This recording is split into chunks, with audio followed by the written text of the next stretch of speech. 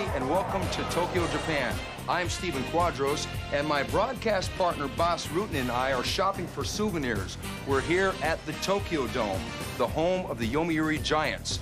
You know, the Giants are the winningest team in baseball history here in Japan, sort of like the New York Yankees of Japan. But this building, the Tokyo Dome, epitomizes that winning spirit. Mike Tyson fought here, George Foreman fought here, and many others. That's why this is the perfect venue for tonight's show, Pride Championship Chaos, because we are going to give away 2 new championship belts. The first is for the middleweight title belt. Sakuraba, Wanderlei, both want this title bad. Who's going to wear this belt at the end of the evening? I don't know, but I think that Antônio Nogueira and Heath have been dreaming about this belt around their waist. But who's going to wear it tonight? It's the night that the whole martial art world has been waiting for, when Pride is going to crown not 1, but 2 new champions. The word chaos, translated into Japanese, means ran, which translated literally means disorder, and that's what we're going to have tonight.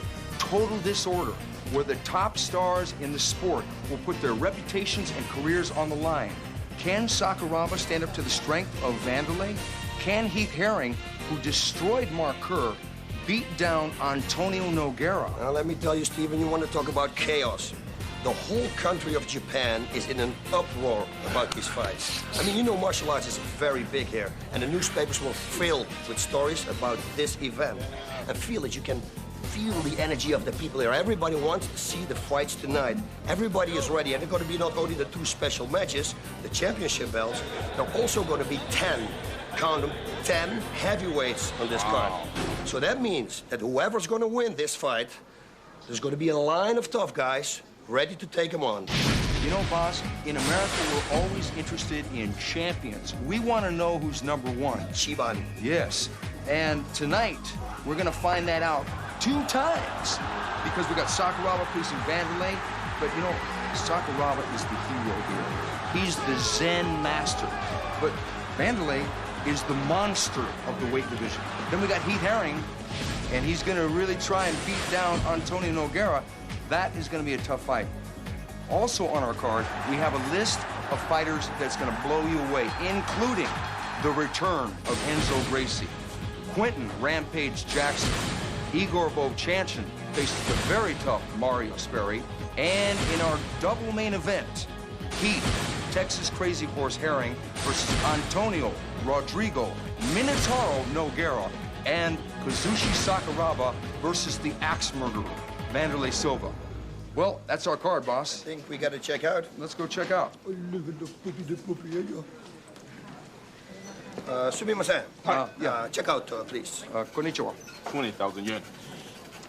But this is like 8,000 yen. I said 20,000 yen. Give him the money. Give him the money. Okay. Jesus. Man, this guy.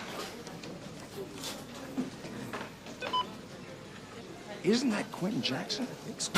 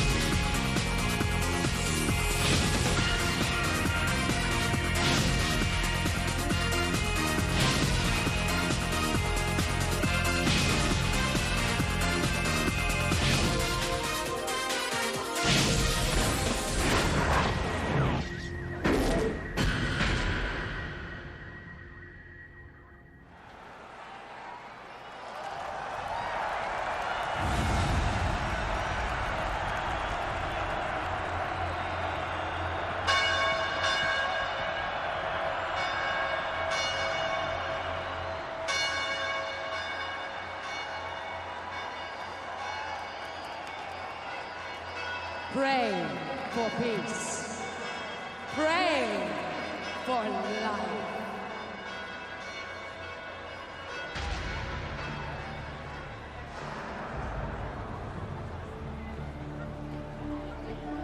歴史の必然が人間の差が万人の心に宿る闘争の遺伝子、その象徴を目の当たりにする瞬間、ある者は神の名を叫び、ある者は凍りつき言葉を失う。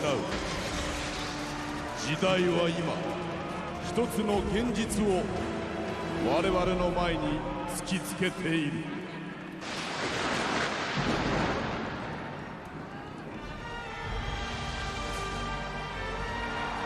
今ここに集まりし男たち、この男は遠く海を越えて北の大地から、そしてこの男ははるか南方の大陸から、自らが命を授かった大地の証、その象徴である国旗を胸に海を越えて集まった戦士たち。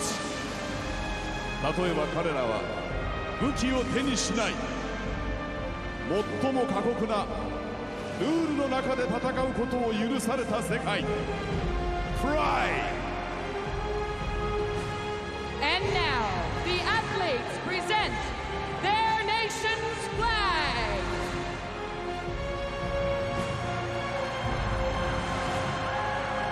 ここに繰り広げられる戦いは憎しみや復讐ではない。張り詰めた緊張の瞬間、その緊張の連続がいつしか勝者と敗者を生む。それは時に想像を超える何かを我々の胸に残す。リアルファイト、リアルエンターテイメント、フライ。優しく微笑んでいた時代が少しずつその牙を剥き始めた今、我々はあえてここに宣言しよう。この戦いを命の尊厳に捧げることを。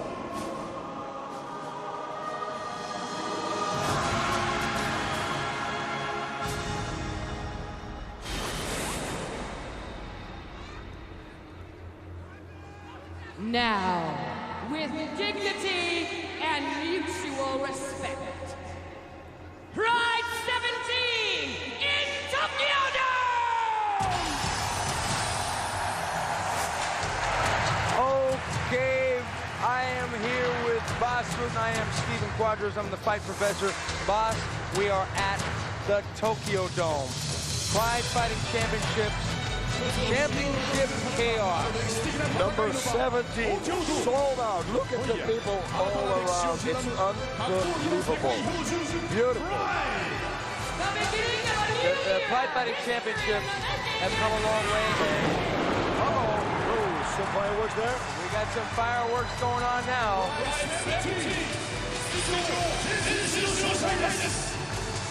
And there are the flags. The flags from all the countries. The fighters that are participating. Wow. People don't realize the size of the Tokyo Dome. It's like a little city in here. Yeah, the best is to describe the people at home that they do baseball in this field. They do baseball and other racing, you told me. Absolutely. Isn't that unbelievable? Indoor.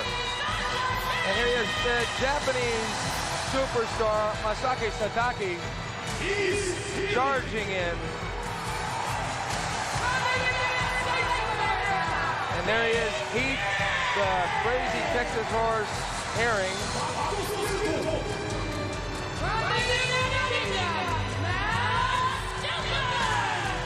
And big Matt Skelton coming over here to Pride from K1.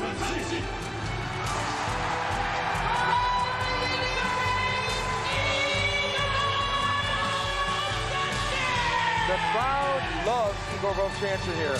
Mario Sperry from Brazil.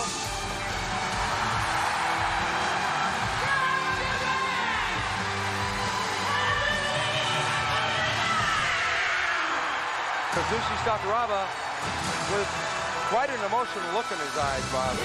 Yeah, hey, oh my God, he's facing Wanderlei Silva. My God, I would be nervous too. They all line up right in front of that American flag, and here on the other side of the bracket comes Big Bad Jackson.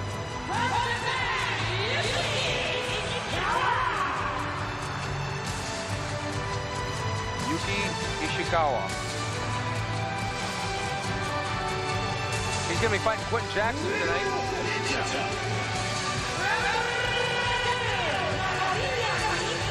Oh, I love that shirt. I got to have one of those. Brillo Ninja Hua from the Shootbox Academy. That's an awesome shirt.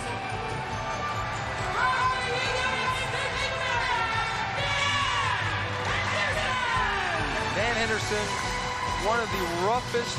It comes to rough.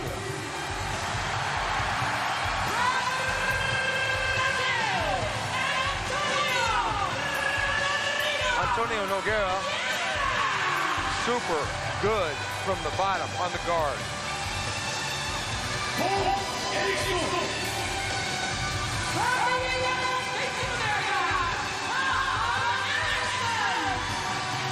Big Tom Erikson, the big cat.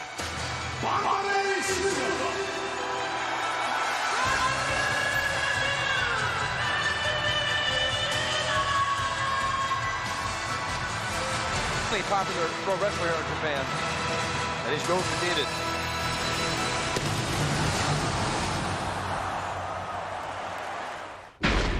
I'm here with one of the true spokespersons of mixed martial arts. He represents the eloquence, the class, the dignity of our sport, and any sport in general. He is the man with words, the man with class, the man with family values. Quentin, what do you think about Japan? Oh, man, I love Japan, but I think you're talking about the wrong mother just here to fight.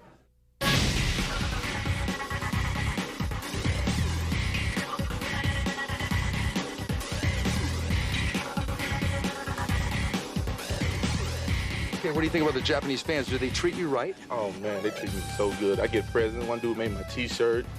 Man, but they come knocking on my door 3 o'clock in the morning when me sign autographs. No, Japanese fans got to stop. If the world were devoid of cursing, what would you say? You're fighting a Japanese pro wrestler now. He's from Battle Arts, and you're familiar with him a little bit because you fought a friend of his in your last fight, Alexander Otska. Now, what happened in that fight? Man, I him up, man. I kicked his butt, man. You know, he came out there. I guess he thought I was gonna be like when I fought Sakuraba, you know, a 2 weeks notice fight. You know, no cardio, nothing like that. You know, I ring his bell. You know, I embarrassed him, and then his friend want to get revenge, want to challenge me. I'm gonna beat him like he's a goddamn something. I'm finna serve this.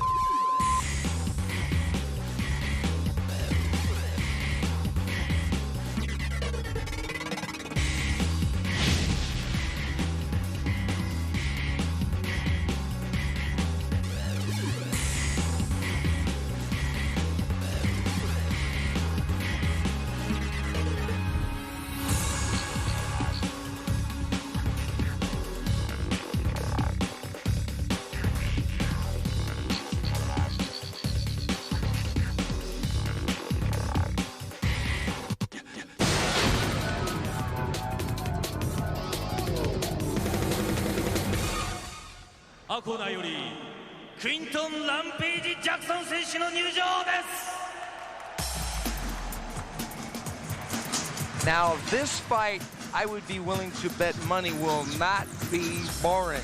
We've got Quentin Jackson, Rampage, coming into the ring against Yuki Ishikawa. Now, both these guys have quite personalities, don't they? Oh, they certainly do. And we saw Quentin, when he came up and they announced him, a lot of people were cheering. This is his 3rd fight here in Tokyo, in Japan, actually. Because his last one, was also in Tokyo. And he's gaining a lot of fans here. Well, he came into the Pride Fighting Championships against Kazushi Sakuraba in July 29th of this year. And he was all over Sakuraba, throwing Sakuraba all around the ring, eventually succumbing to a rear naked choke.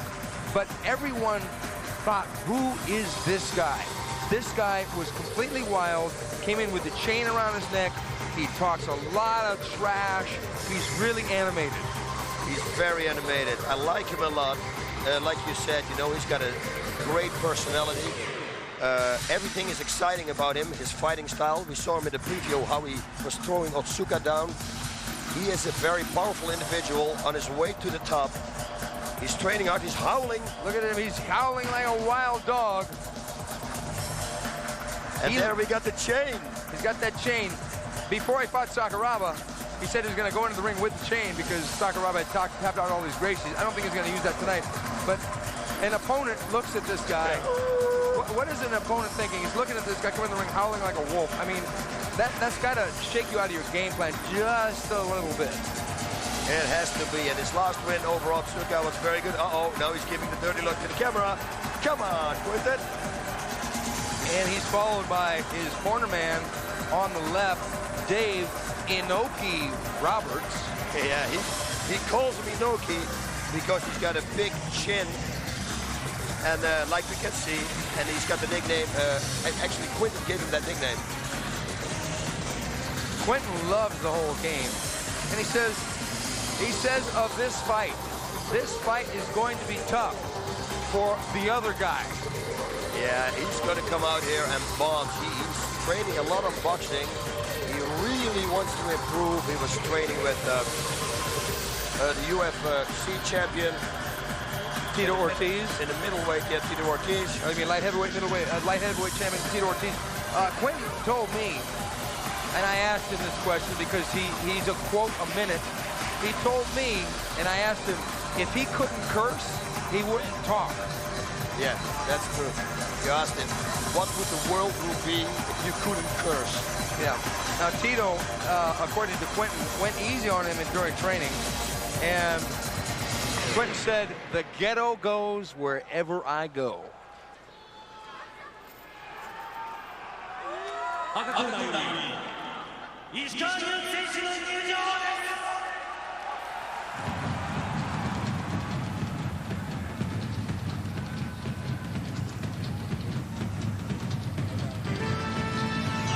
And here we go, Ishikawa. Okay, Yuki Ishikawa comes from the Battle Arts Pro Wrestling outfit, of which Quinton just fought in. And it was not a pro wrestling fight, it was a shoot fight. He fought a friend of Ishikawa, Quinton did, and beat him up and TKO'd Alexander Otsuka. So Ishikawa may have personal reasons for this fight. Yep, and we don't know anything of Ishikawa. Yeah, except pro wrestling, of course. Well, we do know that he was 2.5 years fighting in the Shuto organization over here in Japan. And he also fought in a karate tournament against Masaki Satake and was KO'd by a high kick. Yeah, and he said he did it after 2 months training, and he didn't want to fight that tournament, but he actually won his first fight. But then he got Satake, yeah, who is a master in Kyokushin karate. Yeah, and there he got KO'd. Well, I must give you all due respect, boss, because Ishikawa said that he trained with you, and he said that he was like a baby next to you. Yeah, we rolled around. We trained like 4 times. I gave him some directions where he should go because you can't change anybody in 4 times training. And it was a light workout. He's got a lot of heart. That's one thing I can say for sure. Okay, if Hisayoshi Ohara was the Ohara from Enter the Dragon, this guy's got to be Bolo from Enter the Dragon. He's got to be Bolo. Yeah, yeah. He's Bolo. He's Bolo, so he's probably thinking in his mind that I will find someone for you to fight. Bolo! Oh, we're going to do the line thing again now, huh? He said that Quinton is the bad guy because this is Japan. And of course, he's Japanese, so Quinton's going to be the bad guy. He is the owner and president of the Battle Arts Pro Wrestling Organization. In the ring, Yuki Ishikawa, looking right across the ring, straight at Quinton. And quite relaxed, actually, I have to say. Quinton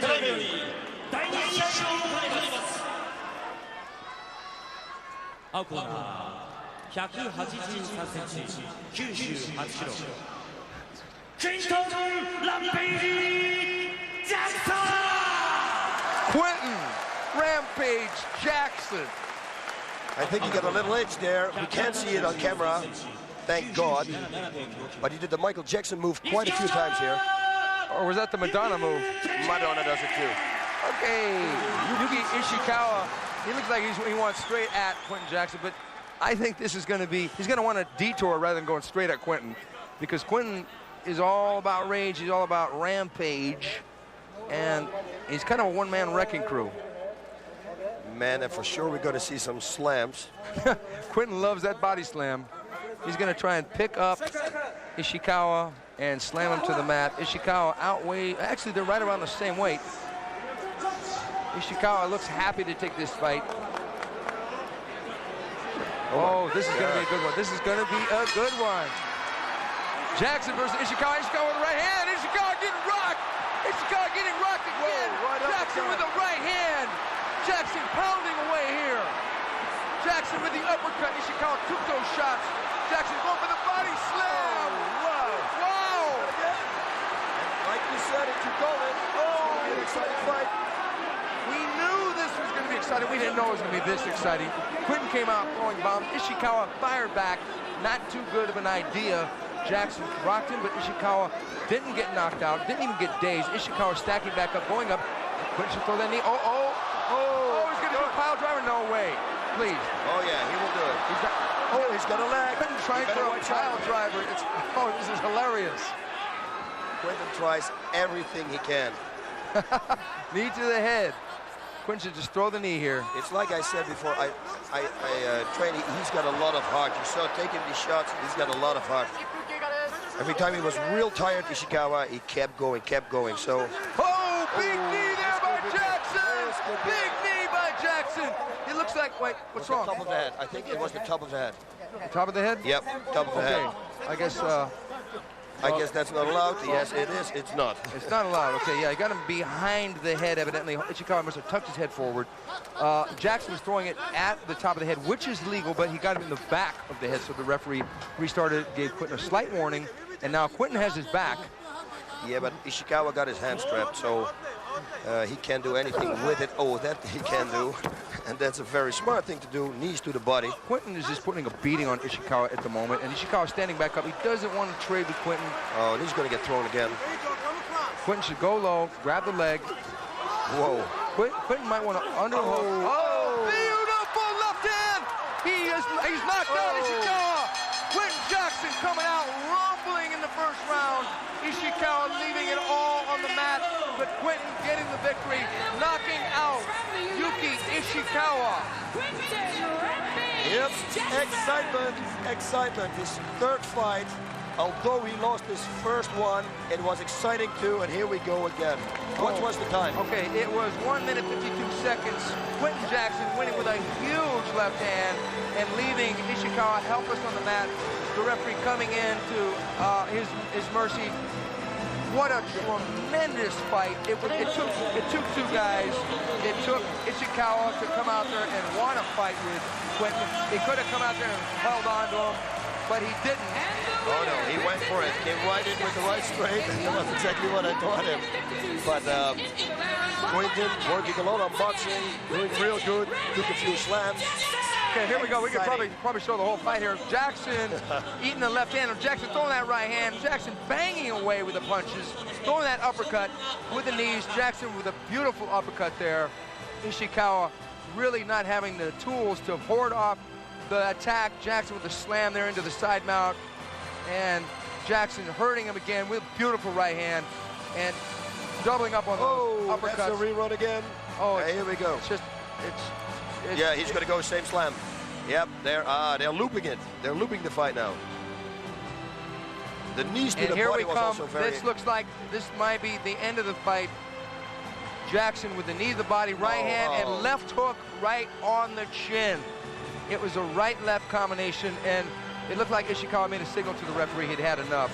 Because Jackson with a big right hand, he starts with a knee, then it was a left, right, left. It was a left knee, straight right, left hook combination. A beautiful stand-up combination, boss. Quentin Jackson has improved a lot. Oh, he surely did, and he really wants it. He wants more and more and more and more. We heard him in the interview, so he wants to go straight to the top. And he's got it all, baby. He's so funny. This guy's hilarious. I love this guy. In an interview, you know what? I think he's giving Gary Big Daddy Goodrich a run for king of the interview, because Quentin is a really funny interview too. Quentin Jackson in the house.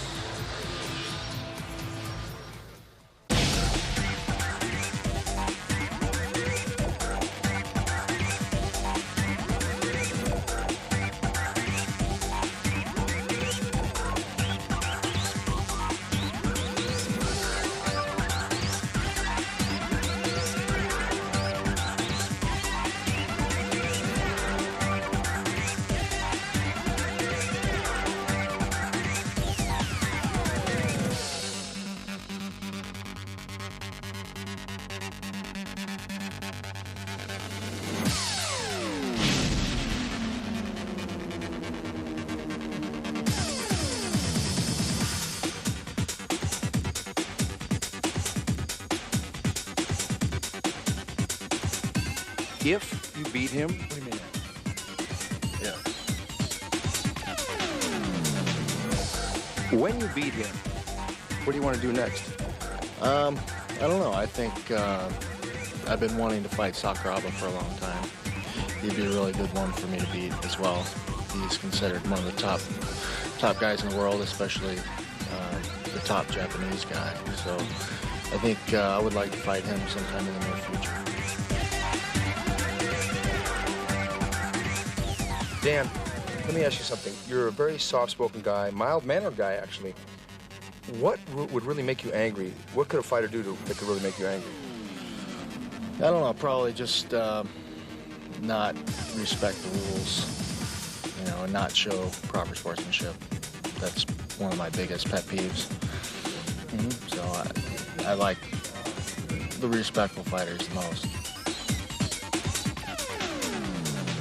You mentioned the rules and how that may make you angry. Do you have any examples of people that may make you angry by disrespecting the rules? Probably the one at the top of the list is Gilbert Vidal. That was evident in his last fight. Wanderlei has been known to not respect the rules completely. So those are probably the two guys at the top of the list.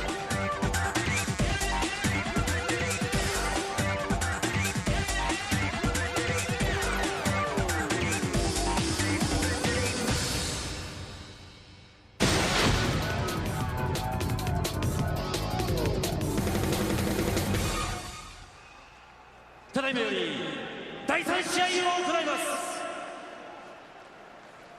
青コーナー181センチ、94.5キロ。Murillo Ninja! Murillo Ninja Hua in the ring, focused, glad to be here, very excited. 180センチ、88.5キロ。But I'll tell you, he picked an opponent in Dan Henderson. Dan Henderson only has one loss, and that was to Wanderlei, and that was by decision. And he put Wanderlei on the canvas and almost had Wanderlei out in that fight. Yeah, he's very well-rounded, a very good wrestler, very good positions, and his striking improved dramatically. So I think that Ninja is going to come out like he was shot out of a cannon again, but he doesn't want to walk right into that right hand of Dan Henderson. Ninja's ready to go. Look at him. He's ready to charge across the ring. And Dan throwing that right hand over the top. He flipped Ninja there and into the over-under clinch. This is where Dan Henderson wants Ninja, in this position. Dan coming from an illustrious Greco-Roman background. He can rough up an opponent from this position. His teammate, who couldn't be here tonight because he had to fight in the Ultimate Fighting Championship, won because of his striking ability, and a lot of these wrestlers are learning strikes. I'm talking about Randy Couture, and Dan Henderson has got a huge right hand, and Murillo doesn't want to taste that right hand too many times.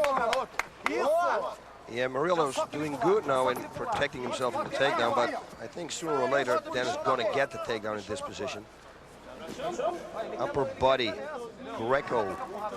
I would bet that Murillo actually did watch some tapes of Dan Henderson. He has to be. It would be really dumb if he wouldn't do it. Well, I mean, it's a dangerous opponent. Look at this. Oh, what a beautiful takedown there by Dan Henderson in the side mount. A bad position for Murillo Ninja because Murillo getting back up and Dan throwing the knees.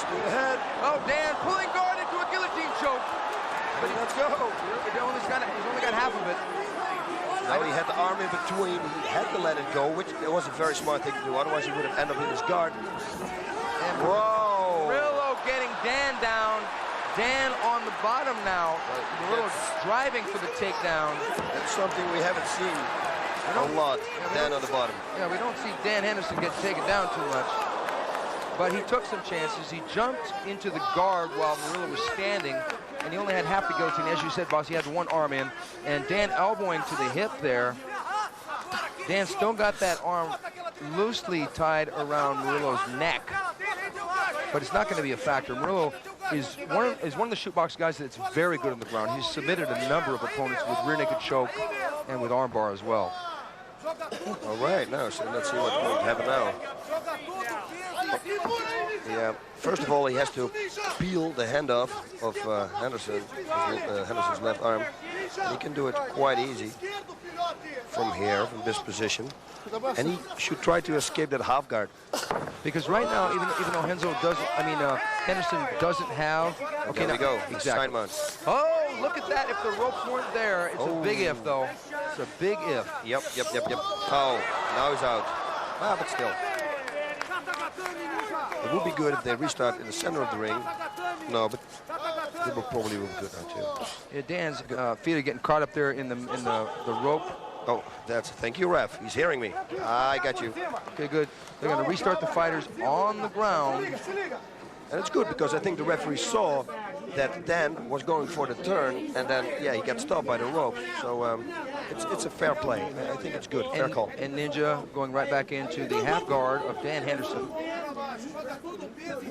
And now Hans going to trap this right arm, I think, again from Ninja, and then twist him over. Go for that turn that he just did. Oh, no, of course not. Half guard. Ninja fighting a lot more conservatively. Okay, now Ninja has got side control here. He's got side control, and Henderson could be in trouble if that left knee starts landing in his face. Now, this is the half guard. This is the position that Dan just turned him, and he can do it again if he traps the right arm of Ninja, and then bridge with the right elbow on the hip and turn him. Okay, not now anymore. Okay, Ninja clearly in the side mount now.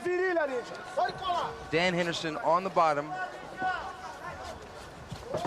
Bridging up against the throat of Ninja, and Dan throwing some knees from the bottom, but Ninja has his right arm there to protect against the knee. A real good tactical battle so far on the ground.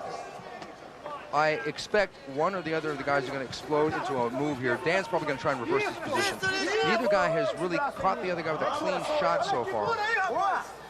Dan should try to do the same move he just did, where he turned him with, but then the ropes were there. He should try to do the same thing right now. And I believe he's going to do it right now. He's got it. He can do it. Because Ninja, Ninja got the mount now. Ninja's got the mounted position. This could be a problem for Dan Henderson. We're going to see, because Ninja is, like I said, he's a good grappler. I think Dan's got to keep him locked up tight, and Dan's got to try and explode one way or another when Ninja gets some distance. He's got to try and buck Ninja off of him and explode to the side. Oh, half guard. Ninja gave up the mounted position. Yeah, if your opponent who's on the bottom and you're in mounted position, there's not a lot you can do. If your opponent is holding you real tight, you can strike, you can return. Now Ninja is really working a lot more than Henderson is right now. He's changing positions. He's changed from mount to half guard, and then now to side mount again. And he's grinding down. He's basically just trying to grind Dan Henderson in what is so far a jiu-jitsu match, a submission wrestling match. And he's doing it real good. He's going for the head with the knees. He's pushing the head from Dan backwards with the elbow. It's a perfect game plan. I think that Ninja may have a lot of respect for Dan's striking ability. Otherwise, he might just try and stand back up. But he doesn't seem to want to do that. He seems to want to grapple with Dan. But he's in a good position. Right now, he's very dominant. He's dead, the knees to the head. He connects a few times now. He just connected also with the left knee to the body. Now, he should make more. those knees are being blocked by Dan's arm, but still he's taking the impact of the knees on the arm, and that could be a factor when they're standing. Yeah, again, I'm coming again. Dan should trap Ninja's right arm, put his right elbow on his hip, and turn him over. That could be a turn right there now. Ninja trying various hip positions, but doesn't seem to be working toward a submission at this point. He just seems to be trying to out-wrestle Dan, and he's doing a good job of just that. He's doing a real good job. Would have thought this. But, hey, the fight's not over yet. And we know Dan. He's been in bad situations and made phenomenal comebacks. Yes, he has, because Wanderlei came out and knocked him down within seconds of their fight, and then Dan turned the tables on Wanderlei in the same round and had him on the deck. Oh, that was a good knee. And again, he's the reigning knees.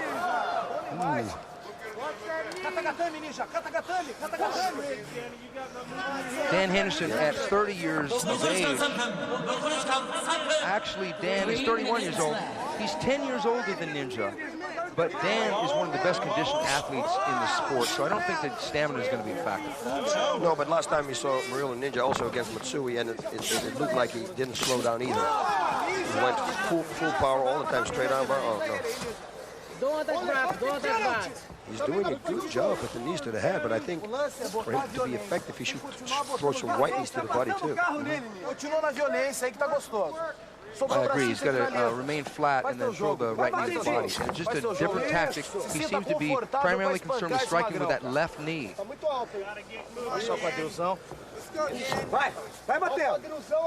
Yep, Hender's doing a few knees back in his kidney area, Murilo, but from that distance, he cannot really penetrate. Both men are very relaxed. He went for submission. Right, he looks like he's going for oh, good knee by Henderson from the bottom. Very nice. 2 minutes left in the fight. This could be an escape time. Oh, the sideshow coming up. It's been more toward Ninja, but Dan is still firing back from the bottom. Side choke is coming up. Oh, you see? He's not going to side choke Dan, I don't believe. No, but he's working for it, that's for sure. Yeah, the thing is that Ninja is controlling the action. He's ahead in the round because he is initiating the attacks. He's the one changing position. Dan not in imminent trouble here of being submitted or struck. You see, this is a perfect spot here for the right knee to the kidney area, to the side. Well, also the liver is located, by the way. And you like those liver shots, Ross. I know you do. I've seen your instruction tapes, and you talk about liver shots half the tape. Yeah, that's good. 1 minute. I think Dan is just holding on now and really wants to get into the second round. He's going to make a game plan. This fight's not going to go to the ground anymore. Or I'm going to be on top. Well, one thing that Dan has done is he's defended against Ninja's attack on the ground. I think that Ninja got the round, though. Because Ninja took Henderson down. He took him down, and he's all the way over him. He's changing positions, going from line, side mount, half guard. He's been in every position. Oh, Dan getting back up. Dan got Ninja in a headlock. Dan spinning. Whoa. I didn't expect that. I didn't expect that. That was good, actually. That was good. And Dan testing Ninja, testing his resolve to keep him on the ground, and Ninja did just that. He kept Dan Henderson down.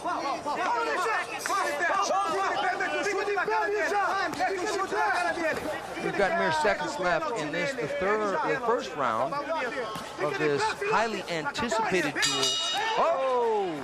Well, now that was interesting because the bell, did the bell ring? The bell rang, but I think the bell rang on, he kicked on the bell, I think. Yeah, I guess it was, did he catch a yellow card? No. But it seemed like he kicked Dan out. Dan has got a problem with people that break rules, and I don't know that the fight was still happening, right? No, I don't know. We got a rerun, but in the rerun, unfortunately, we cannot hear the bell, so we don't know. But I think it was or on the same thing, or maybe a second later. So, and it's the heat of the moment, you know. I mean, it's not like a thing that he did on purpose. Fortunately for Henderson, it wasn't that hard of a strike. I think Ninja threw it half-heartedly because he knew the round was basically going to be over. Yeah, no, actually, he kicked him with the lower part of the shin, and I think when we're going to see the rerun of it, It was a good kick. It was a good kick.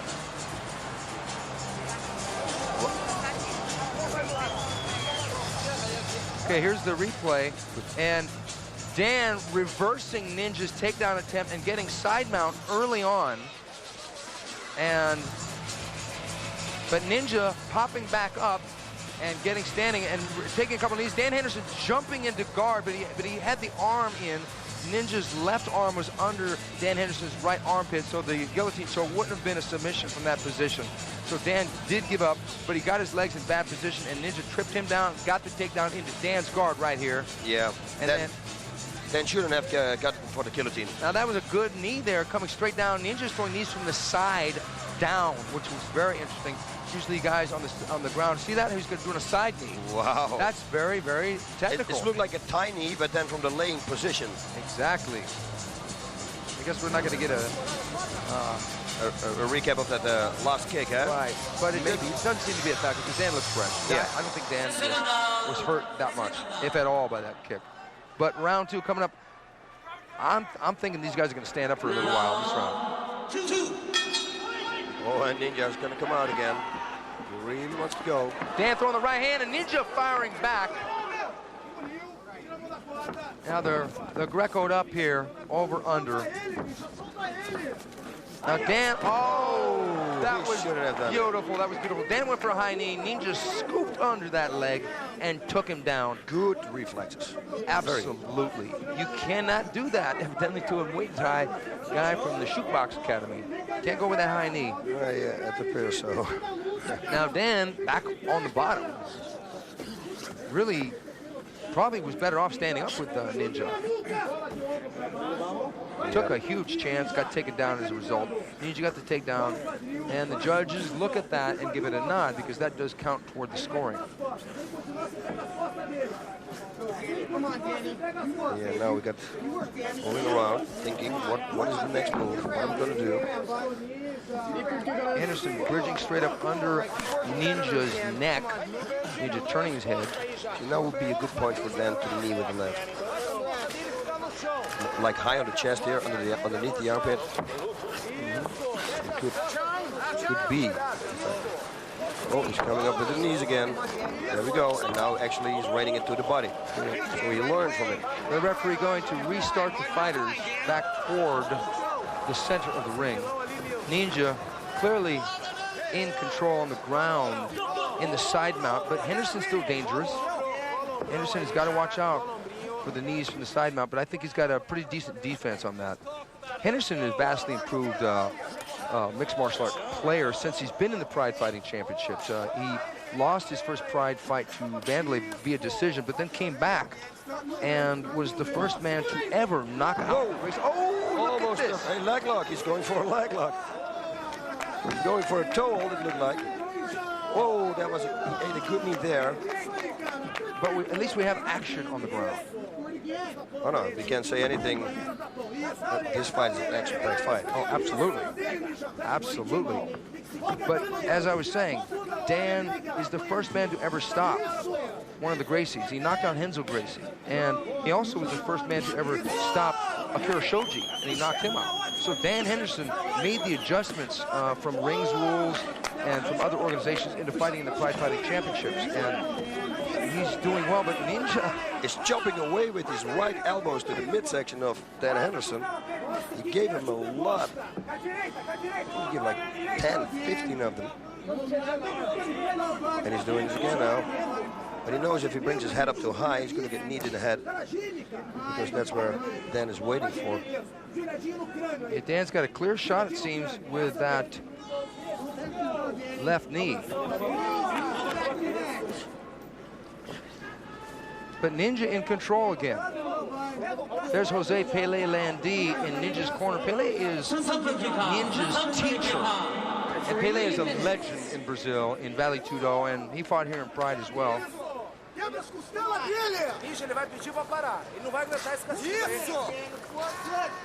Yeah, it looks like this fight will stay on the ground now in this round.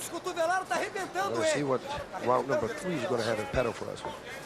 Well, I have to say that Ninja is not fighting with the wild abandon he did with Daijiro Matsui. I think he's got a little bit more respect for Henderson than he did Matsui. Yeah, I think if you go full power with a guy like Henderson's going to escape the situation because he's a good wrestler. So you cannot really go for elbows all the way, from all the way up, all the way down, because then you create a hole which Henderson can use to escape.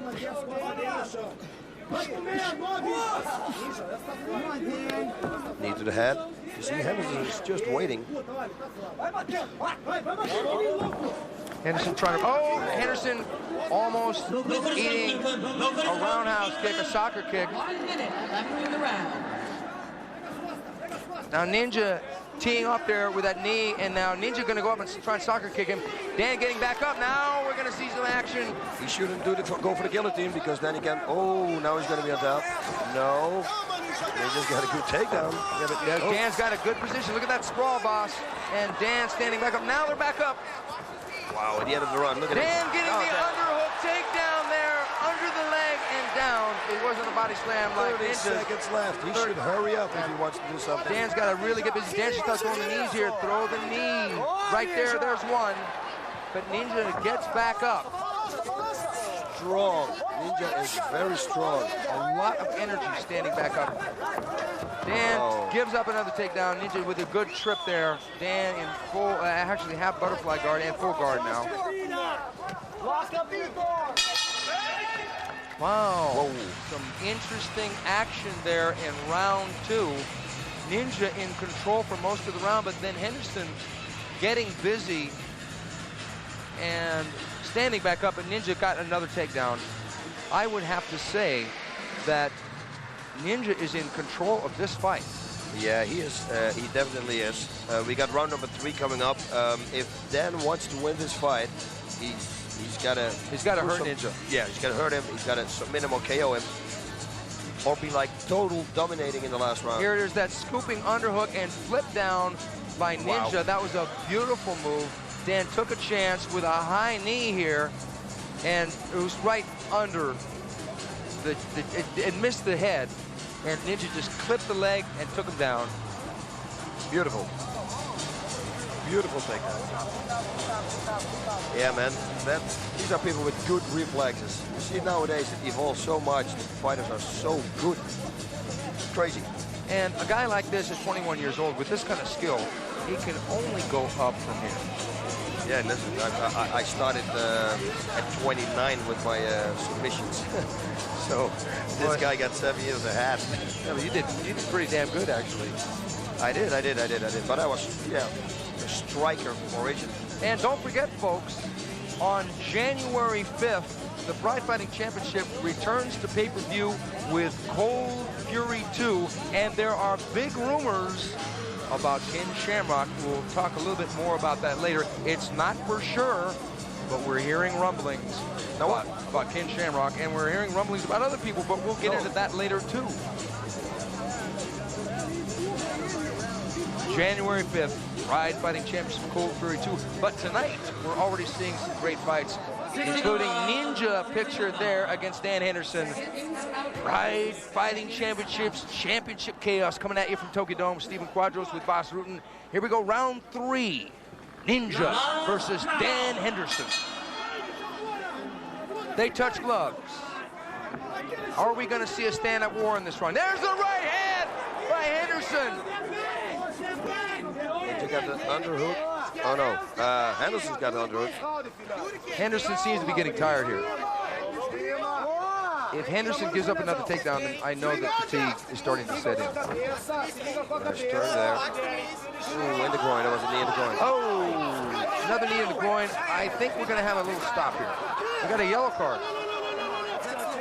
Oh. In case you don't know, folks, you cannot knee below the belt in the Pride Fighting Championships. We do have rules here. Knees to the groin or punches to the groin, any kind of strike to the groin is not legal. We have other rules such as no headbutting. Obviously no biting. There's no elbows to the head. There's no punching behind the head. And Henderson will get up to 5 minutes. And here's a replay. It looks like a left knee right up the middle. And Henderson winced in pain. Then he took a body shot there. Yeah, the first one was a hit for sure. And the second one was in the same area, but trust me, once you're hit there, you don't want to get hit. Yeah, even when you have in the same area. a cup on, it still hurts because, well, to put it lightly, things can shift around down there. Yeah, you don't know what's going on there.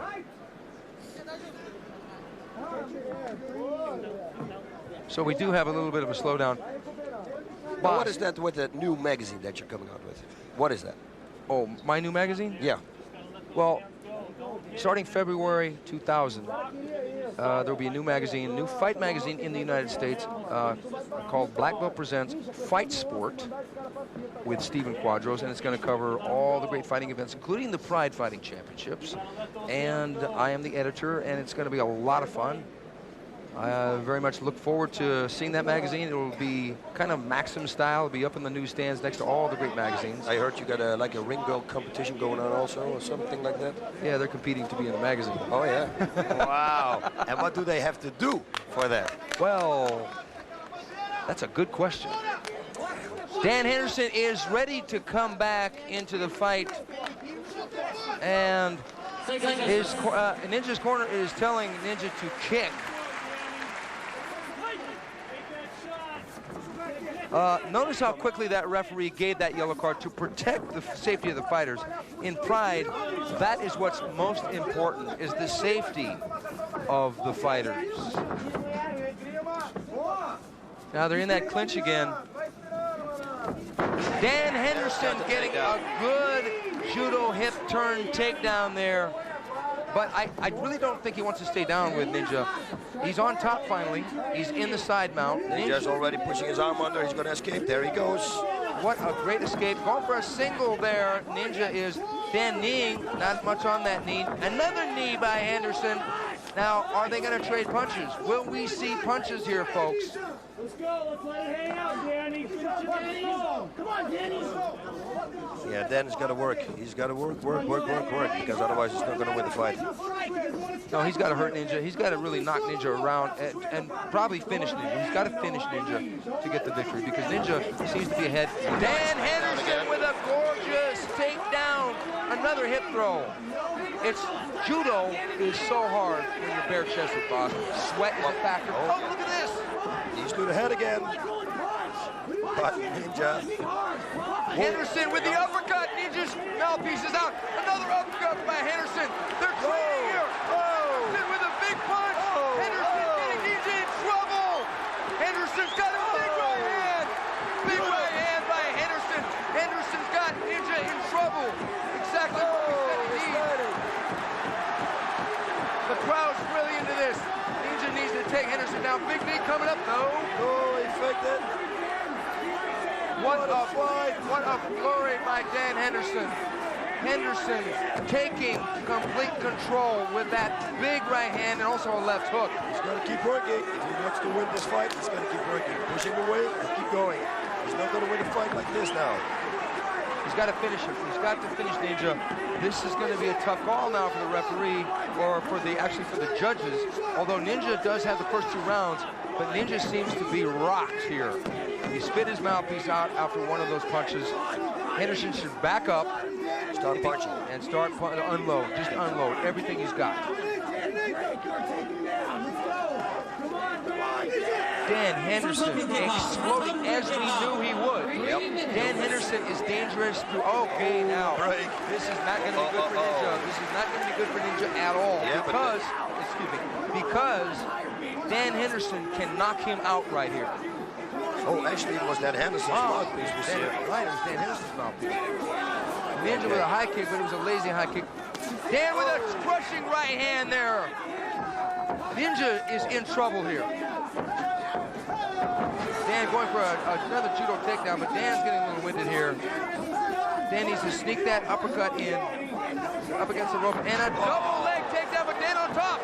Dan needs to throw that knee now. He's got to throw that knee now. Okay, the referee's going to restart him closer. To the center of the ring, I guess.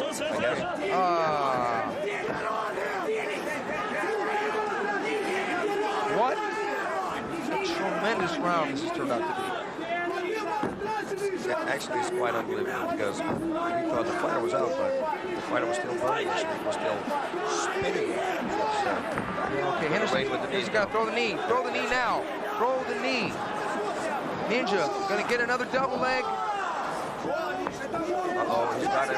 Nope, he doesn't. Oh, Dan pulling guard. Dan's not going to get him with a submission here. No, I don't believe it. 1 minute. 1 minute left.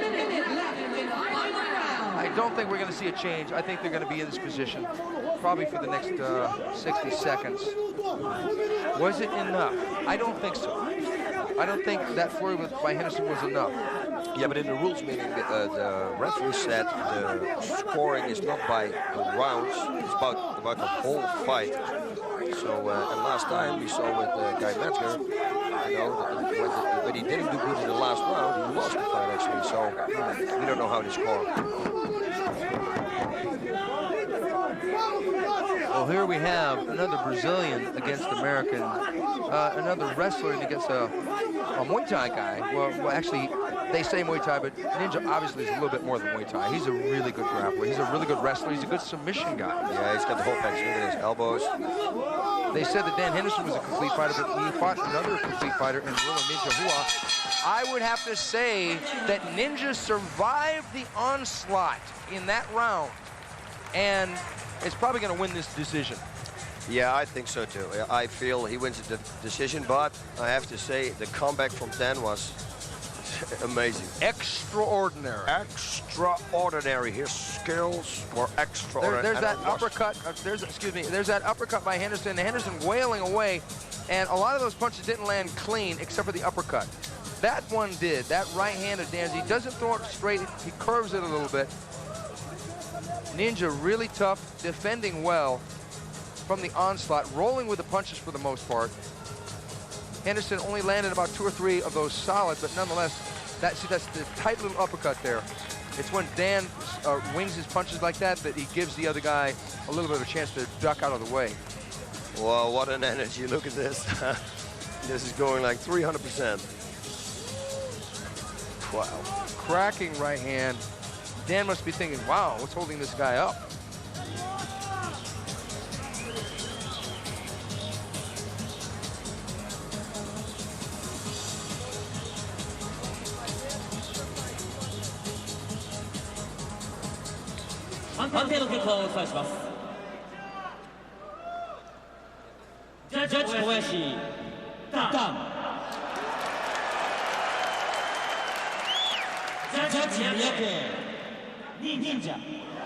We're going to have a split decision here.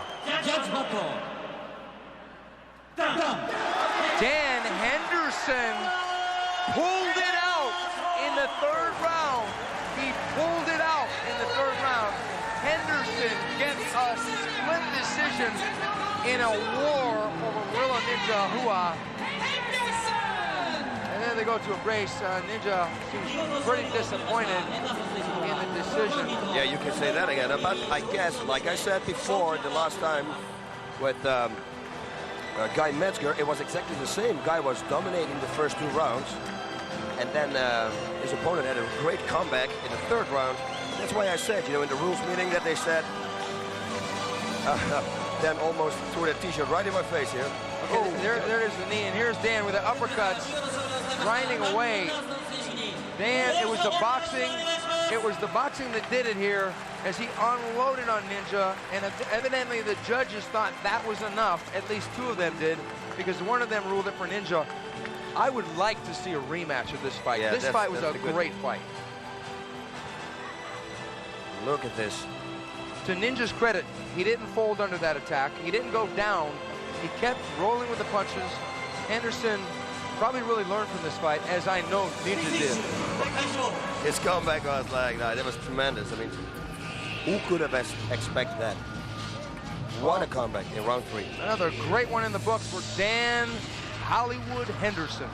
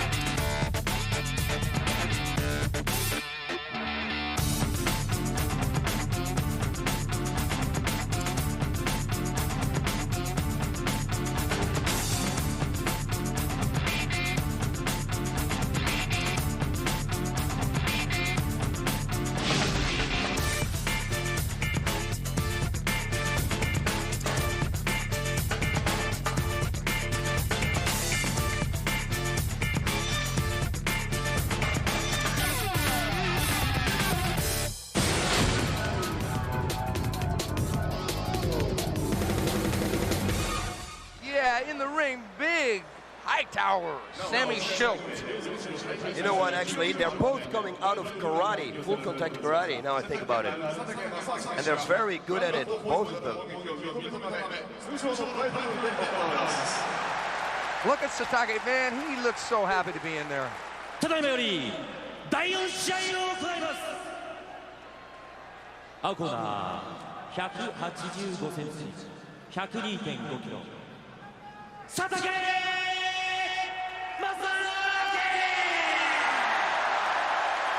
Satake looks like he's in okay shape in this fight. Yeah, he's going to have to be against Sammy Schilt. You have to be. He trains, his training regimen is so tough. He's very good, his stamina is very good. He can go the distance 100%, no problem. How could a person not be intimidated by Sammy Schilt? Look at that. This guy is a giant. Yeah, the giant from Holland. When we came first to Japan, I told everybody who was Rick Smith from the NBA, and everybody believed it. Look how intense Schilt is and how wild-eyed Satake is. Satake's got to get out of the range of that front kick. Yeah, there's going to be a front kick, I can tell you. Sammy, there it is. Oh. That left front kick is a long telephone pole of a weapon. God. I think Satake's going to have problems in this fight, I think. He's really going to have problems with the reach. He's never faced a fighter with this kind of reach. Peter Arts has a pretty big reach, but Peter Arts is only 6'4". Sammy Schilt is anywhere from 6'10" to 7 feet tall, depending on what day it is. Yeah, nobody ever faced a fighter with a reach like this, I guess. Andre the Giant, but we don't count him. Because Andre the Giant was a little bit heavier and a little slower. Yeah, and also... There's that front kick. Oh, and a cool jab. That front kick. Punch, that front kick. Oh, spinning heel kick, but it didn't. It was a little too slow. But Satake's trying to figure his weapons. You know what Satake might want to do, and this was shades of Andy Hoog, do a spinning heel kick to the inner thigh. That's exactly. That's a good point you make there. Or a takedown. Go try for a takedown out of the blue. Oh, overhand right, raising off of Sammy Schilt. Satake blocking the kicks in return. His face showed a little crime, as it looked like, when Schilt gave that left kick to the body. Now, I said this in the last Pride. It was the Beast from the East broadcast. High kick there by Sammy Schilt. Schilt faced Akira Shoji, who was even shorter than Satake, and I said it's like watching the Discovery Channel. Looks like we tuned back into the Discovery Channel, and oh, low blow, and it was unintentional. Unintentional, yeah. Ouch. It was a knee, and then the foot by accident hit the groin area. Unintentional. Satake is in a lot of pain.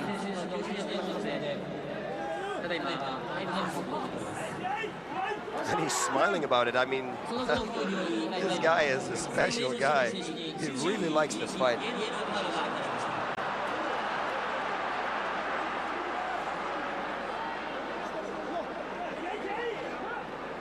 How many times in his life do you think Satake has ki-awed? A million? Let's not start at about it. The same as counting the 10,000 pictures in that booth. Which I did for you? Yeah, it was 1817. Here we go. Good attack from Schilt again. But Satake doing the right thing and throwing the overhand looping punches. You don't want to throw straight punches against somebody like Schilt. You can't do it. You can't trade straight for straight because he's got too much of a reach advantage. And he's fast for a big guy. Yeah, he controls his body real well. Same as like the... Oh, that'd be a nice jab again. That left kick. Look, he's chopping him down. Yeah, he's chopping him down. Oh, Satake's in big trouble. The fight is over! It's over! Satake has been stopped. I tell you, it was the liver and one of the body shots. I saw it, man. He went down to the body, and then he came with the hands. Absolutely, boss. Perfect. Absolutely. Who can take that front kick? Yeah, we saw him, Pete Williams, eat that front kick in the Ultimate Fighting Championship, and he went down. It was 2 minutes, 18 seconds into round one, and it was a KO. Wow. Yeah, as a striker in NHB, to fight a guy like Sam Schilt is going to be very difficult. Trust me. You need to get the takedown on him. I completely agree. We've got some great strikers in the sport of mixed martial arts. We got Igor Vovchanchyn, got Gilbert Iowa, You've even got some people in the UFC, Pedro Hizzo, but here it is, boss. There's the low kick, and look at that leg go. Bouncing. Oh, that jab rocked him. Now we go. Kick. Boom. Oh, right on the solar plexus. Oh, that was vicious. And chopping down with a chopping punch, but he was already out. It was that left jab, boss. Yeah, it was more of the body, I think. That was devastating, though. But that left jab, watch the reaction when he hits with the jab. Watch that. See that right there. Wow, that's some serious power. Oh, did you see those drill hammers he wanted to finish with the right straights?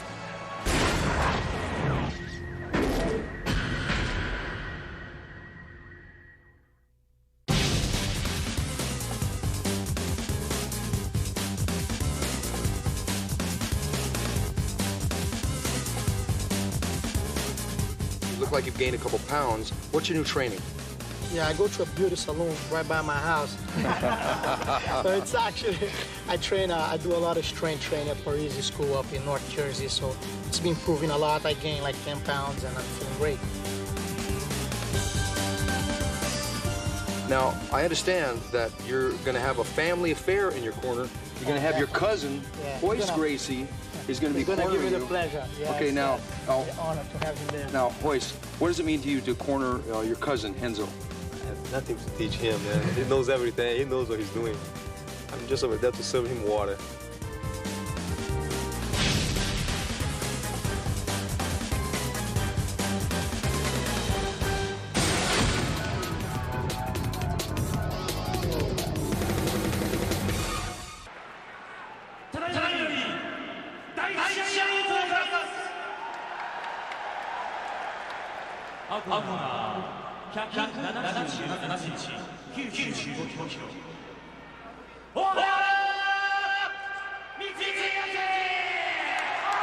Michiyoshi Ohara looking really wound up, making his Pride debut tonight.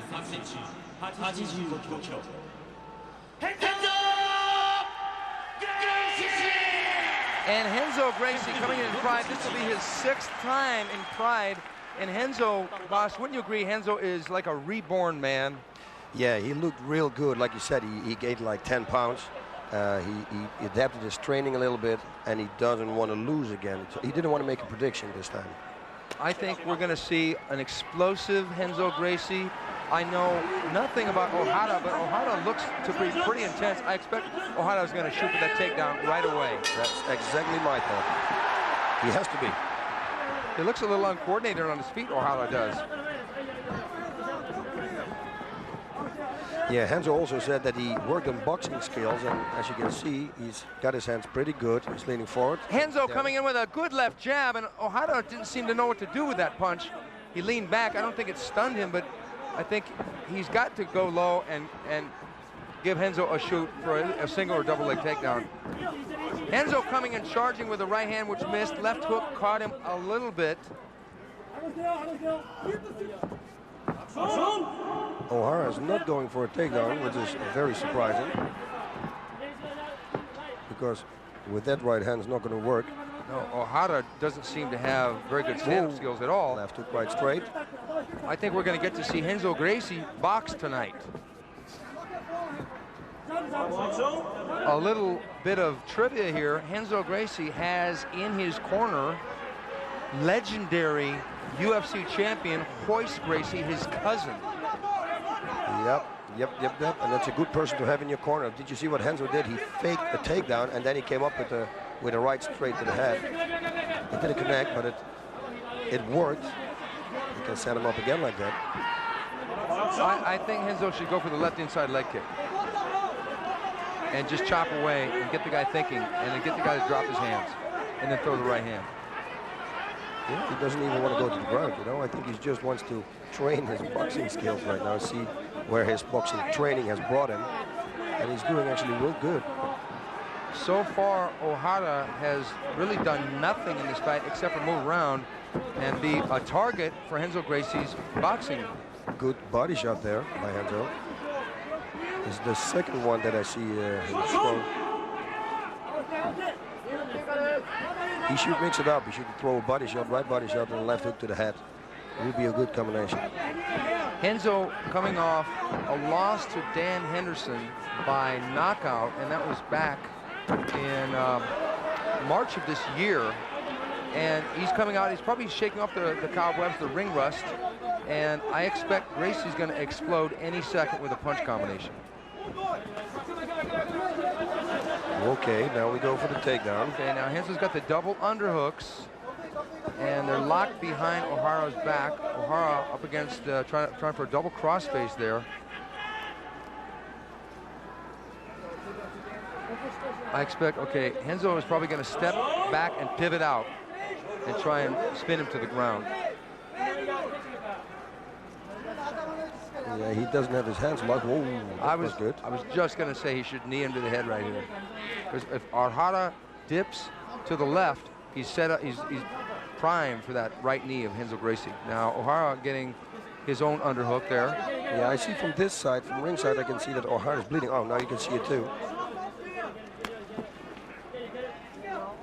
From his nose, he's got a little cut somewhere.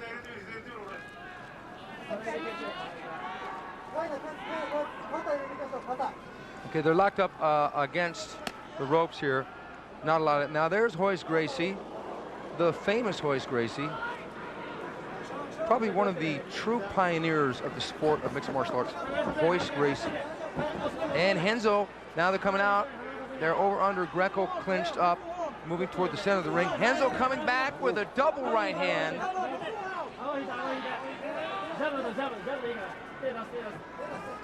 Yeah, now it's going to be a little bit more difficult to punch once you grappled a little bit, then you pulled, and now you have to use your triceps again. Biceps, triceps, it's not a good combination. Okay, Ohara finally throwing a strike, which landed with a right low kick there by Ichiyoshi. And Ohara, nice. He came through there. He's probably going to suplex him like he did with Otsuka. I don't think he should, because Ohara outweighing him by about 20, 30 pounds. It would be a mistake. I've noticed one thing, that Ohara has a really nasty habit. Then when Henzo starts to punch, he sticks his chin up in the air and leans back. Very, very bad move. If Henzo catches him with a punch on the button, he could knock him out. Yeah, he already caught him also here in the corner. I thought it was going to be over, the begin of the end, but he survived. Okay, Henzo bringing that left knee up. Henzo might be advised to try and knee Ohara. Okay, they're going to break him, but I was going to say we should knee him to the arm.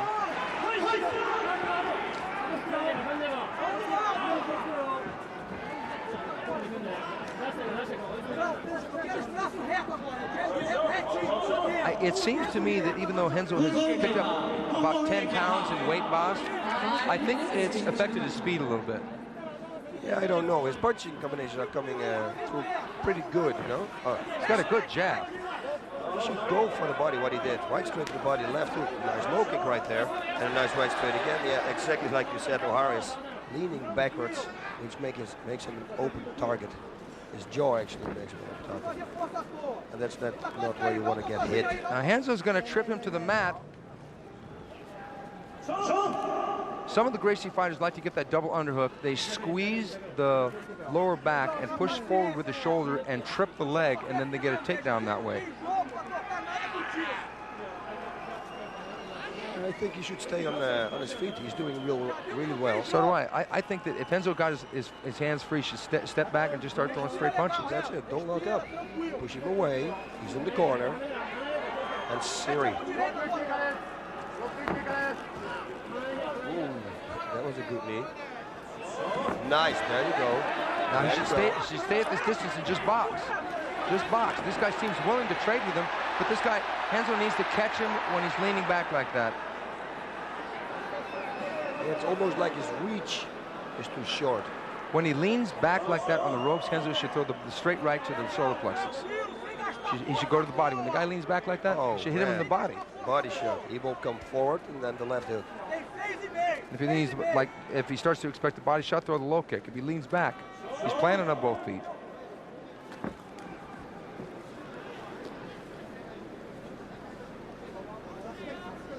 I really don't see what Ohara's game plan is in this fight. He has done almost nothing, and the referee is warning him. Yeah, probably because he's not fighting. Yeah, he's really not fighting. He's just basically, he hasn't tried a takedown. He hasn't tried a takedown. His punches have been so far off the mark. There's his second strike of the match, which landed. Henzo with a good right knee there. Popped Ohara's head straight up. And another right straight. Half a hook. Body shot. He went for the body now. Did you see it? Yeah, I did. It was a good body shot, and he finished with a left hook, but Ohara was moving back. Now, Ohara trying to tie Henzo up. I think Henzo should just start rapid-fire throwing knees to the leg right here. Just knee, knee, knee. Even if they're not hard, just get the guy to open up and react.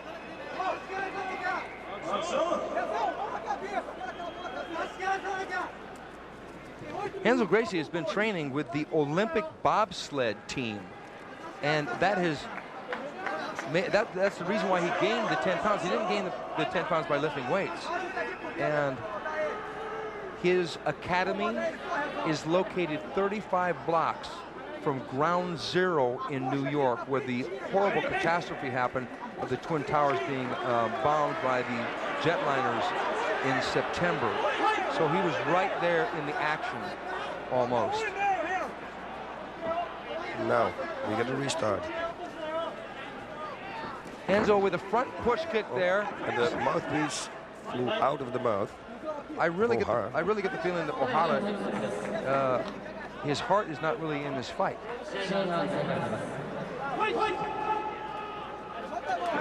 Gracie told us that his middle name is Work, and he just finished a book, and it took 2 years. And he said that if he were to do it all over again, he may have reconsidered it because it took so long. Yeah, it's a lot of work. Oh, underhooks there. No, it's going to be the same thing that we've seen. Oh, here we go. Here we go. Ohara trying for a takedown. Henzo using good balance and a good base to avoid being taken down. Now,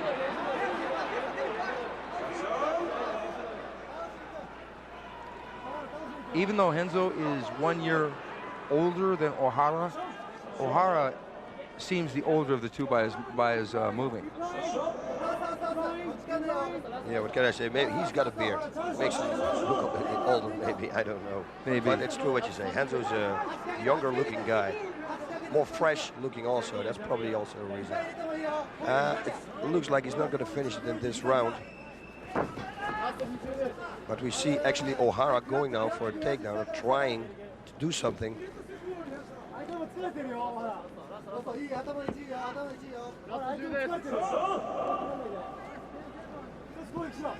I think Henderson should throw a right knee.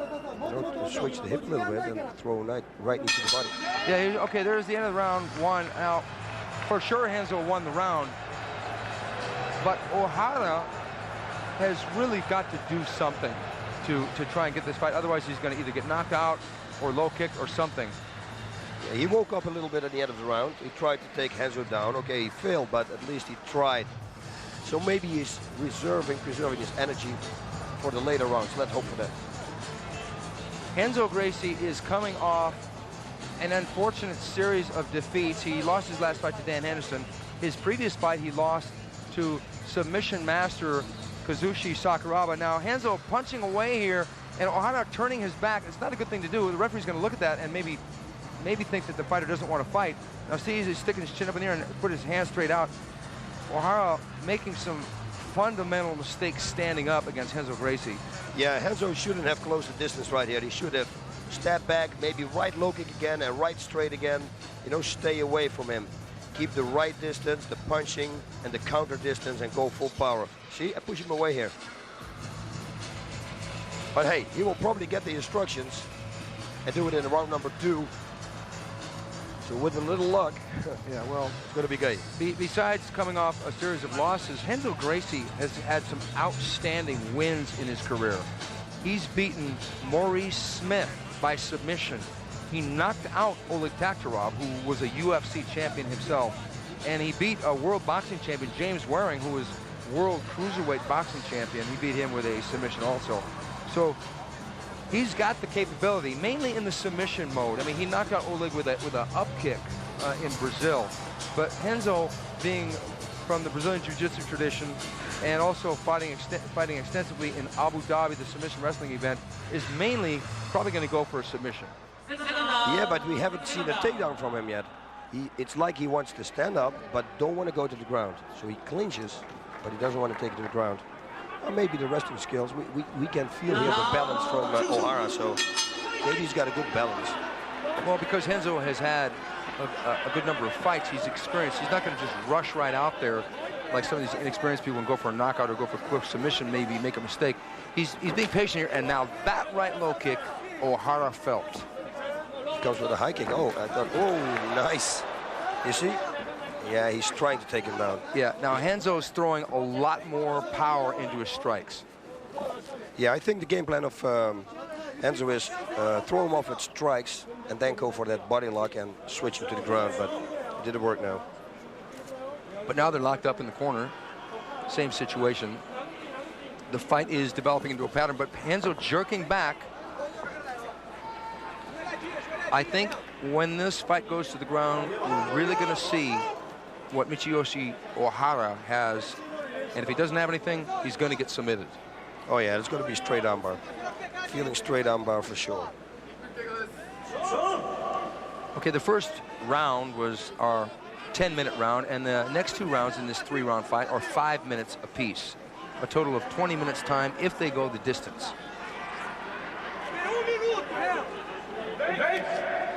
Okay, good stoppage here. Very good work by the referee. Both fighters were doing nothing.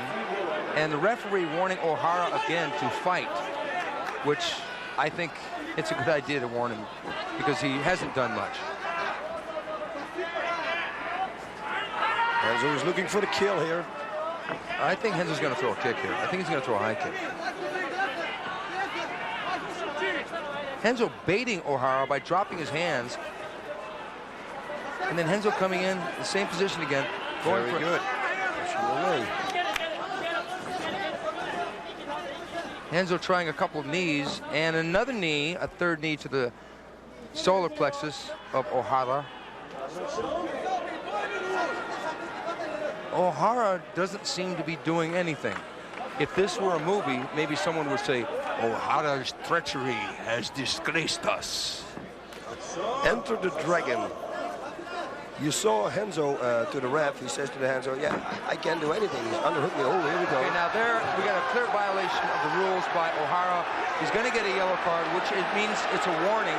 If Ohara gets 3 yellow cards, he will be disqualified. He did not want to go to the ground with Renzo Gracie.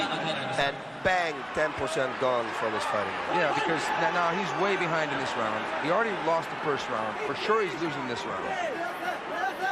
What could Ohara do in this fight? I see his striking is not good. And maybe he's going to try for a lucky guillotine choke. He's not going to get that against Henderson. Wow, good. He should keep doing this right low kick. Punch kick, chop away. Because it looks like Ohara doesn't block anything. And there we go again.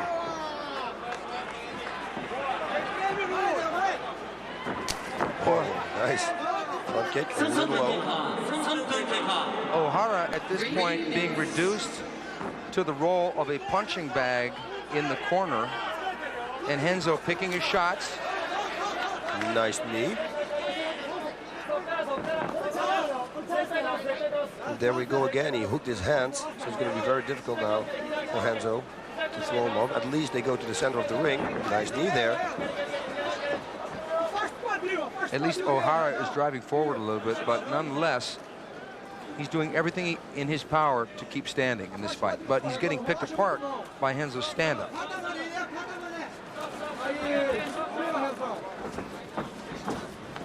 Nice. Some good knees to the body. Those knees will take their toll later, but the fight is squeaking by here. We're in the middle, if not end, of the second round. And Renzo chopping and digging upward with those knees. Ohara should try and grab that knee, but then again, he doesn't want to take Renzo down. 1 minute. 1 minute left in the round. Renzo tripping and getting Ohara on the deck finally. Ohara back up, Renzo with a knee. He got him down momentarily, but Ohara was stubborn and got back up. That was a close one. But close is not enough. And these little legs, also a very smart thing to do. Very nice. Ooh, a little low blow here. Henzo doing what he has to do and going high with a knee. Ohara, again, doing virtually nothing but holding on to Gracie and weathering the striking storm and the takedown attempts. Now. Okay, now, Ohara is not doing anything, boss, in this fight. No, it's sad to see, but what can we do, you know? It looks like every time at the end of the round, he lives a little bit up, he lights a little bit up and does a little bit, but for the rest, he's not doing anything. So I don't know where this fight's going to go. I know it's going to go for a victory for Henzo, but... Well, it seems pretty obvious that unless Ohara pulls a rabbit out of a hat, for sure he's going to lose this fight.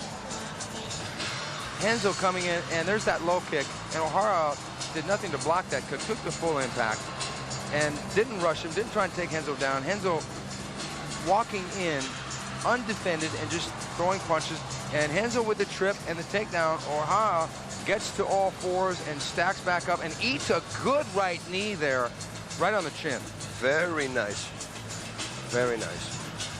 Yeah, Henzo is doing a great job. It's just very difficult to fight a person like this, you know? If you fight somebody who doesn't really want to fight, it's very difficult to make a fight. I think Henzo should stay on the outside and just throw nothing but high kicks. He should throw two low kicks, and then Ohara's hand, like you saw in the replay, his hands will be down because he brings his hand down at the moment. Henzo gives a low kick, and then a kick to the head. Look down, kick up, over and out. Yeah, I agree with you there, but I think that Ohara is always keeping his hands down low anyway. Just throw a high kick. Just come out and throw a high kick. The same thing like Ernesto Hus did against Rick Rufus, where he just came out and threw high kicks the whole fight and finally caught him and won. Just throw a high kick. This guy's not going to block it. This guy hasn't blocked a single punch. All he did is post his arms straight out and lean his head back. Yeah, or grabbed his hands together and was holding Henzo. So that's his defense. Okay, the final round upon us. Henzo Gracie and Michiyoshi Ohara.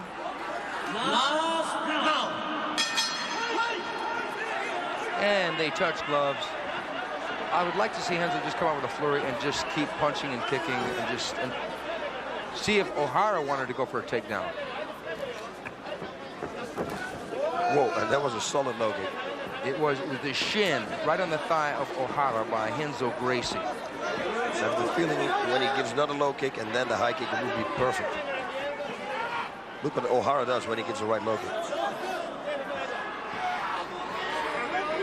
Henzo just, okay, Ohara now putting his hands up. Yeah, but if he kicks, he brings his hands down.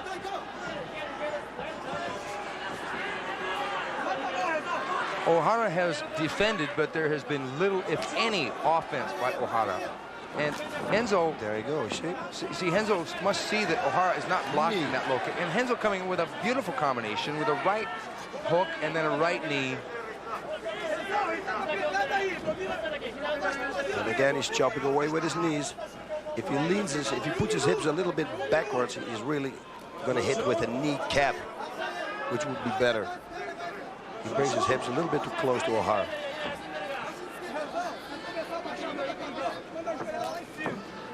That was a solid right knee. But it's going to be hard to stop Ohara with knees to the body. He's got to either get the knee somewhere to the head or punch him to the head or get him on the ground. Do you think Henzo should try for a guillotine here, boss, if he can get unlocked? I don't know, because Ohara has the underhook under Henzo's left arm, so if he goes for a guillotine, you know, he might lose the position. But Ohara has a very loose grip. Henzo could try for the underhook. Wow, but I'm sure Henzo's got a game plan. Okay, we got a break. I'm glad because we're getting back into that pattern again. Oh, and a second yellow card for Ohara. Now, Ohara cannot afford a third one because he will lose via disqualification.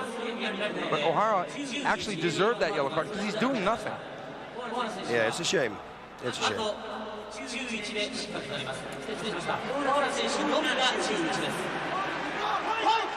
Now, come on. Let's see something. We've got bobsled jiu-jitsu versus professional wrestling here at the Pride Fighting Championship. Another low kick by Henzo Gracie. And again, he brought his hands down.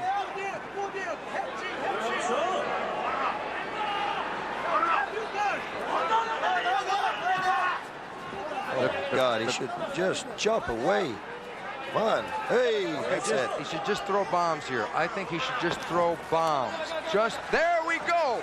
He almost got Ohara in big trouble there. Low kick again. Perfect.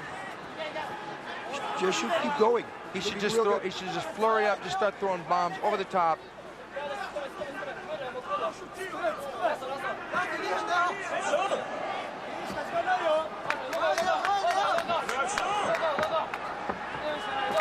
Nice. That was a stiff left.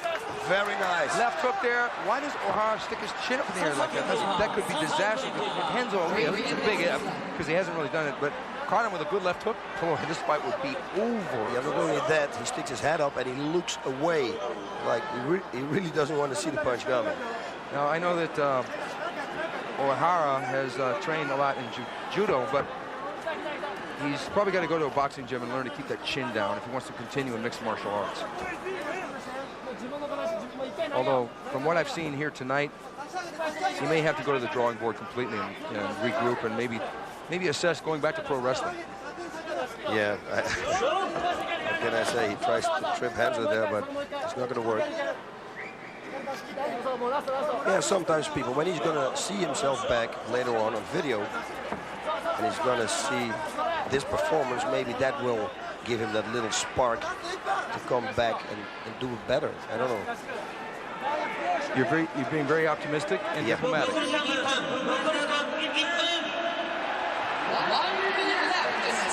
minute. What can happen in 1 minute? Henzo should just push away and start raining bombs. Yes, he should. Full power. He really should, boss. Okay, they got another restart back in the center of the ring. We want to see some bombs here, folks. And Henzo coming in again. Ohara backing up again into the ropes.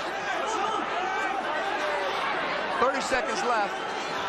Henzo unloading with a good right hand. Landed right on the button. Now, Ohara can take the shot. Yeah, but he should push away, push away. And this is not going to be a knockout. We can say that pretty much for sure now.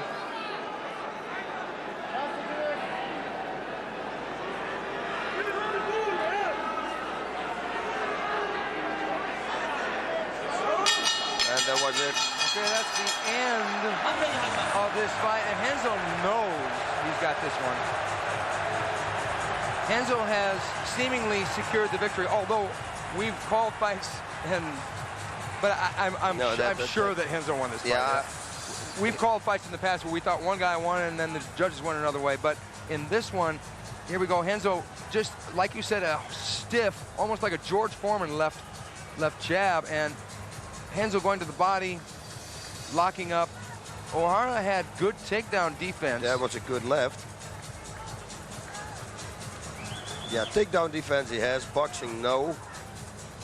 A takedown attack we didn't see either. Yeah, this is Henzo all the way. Okay, Henzo going after the referee. That was funny. That was almost as good as the fight.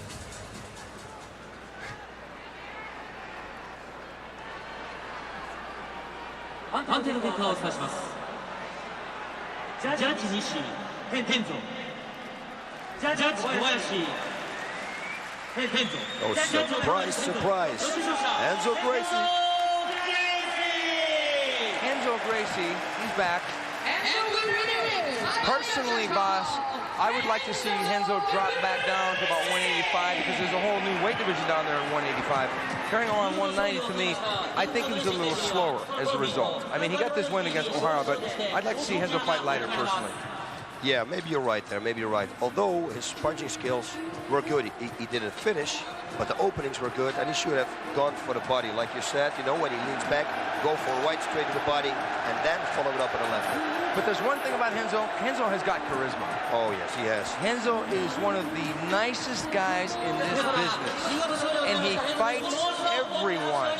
He's fought Sakuraba, Dan Henderson, Maurice Smith, Oleg Tatarov, and he's back. He's an asset to the sport. Welcome back, Renzo.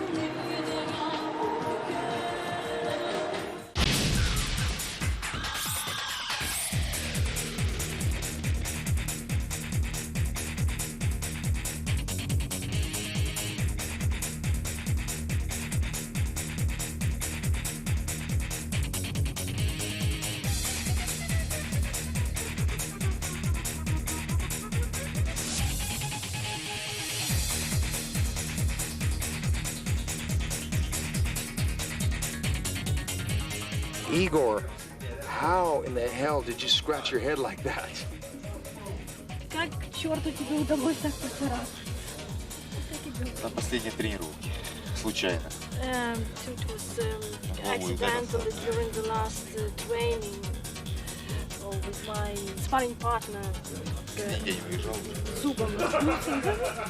Somehow just on the very eve of my departure, very unfortunate. So I caught his tooth with my hand. Or his teeth, or maybe one tooth. It's difficult to say. It looks like one tooth. Okay, you mean like, like that? Oh, Wanted to beat me up.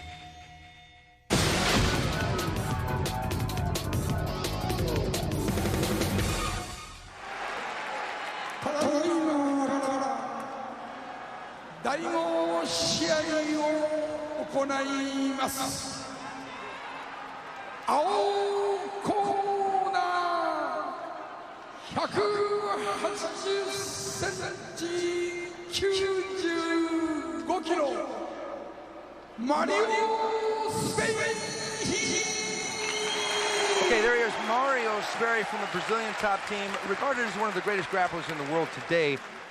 But he has only had one mixed martial art fight in over 4 years, and it was a majority decision victory. Yeah, this is going to be very tough for him because Igor, on the other hand, oh my God, he has a reputation right here, and he fought some fights. Igor Vovchanchyn coming off 2 wins, one to Gilbert Ivo by choke and one to Masaki Satake by a great kickboxing mixed martial art fight, a decision for Igor. Igor has fought a number of jiu-jitsu fighters in his career, most notably when he fought Francisco Bueno, and that was in Pride 8. That was November 21st, 1999, and Igor scored that brilliant one-punch knockout. Yeah, and on the way down, he gave a few more shots. It showed some incredible reflexes right there. Does Mario Sperry have the takedown ability necessary to get Igor on the mat? If he doesn't, it may be a short night for him. Yeah, he needs to take him down. But Igor, you know, we saw some great defenses against Mark Kerr, against more wrestlers. He is tough. He stands up from strange positions, which is pretty much impossible to stand up, and he just stands up. On paper, this is one of those old oh, Sperry shooting in hard, and he needs the takedown. Vovchanchyn sprawling well. Vovchanchyn got, Mario's got the leg, and Mario gets the takedown. Igor on the bottom in the guard. Yeah, he gave up the half guard there. I don't know if that's really smart because you can't generate any power now.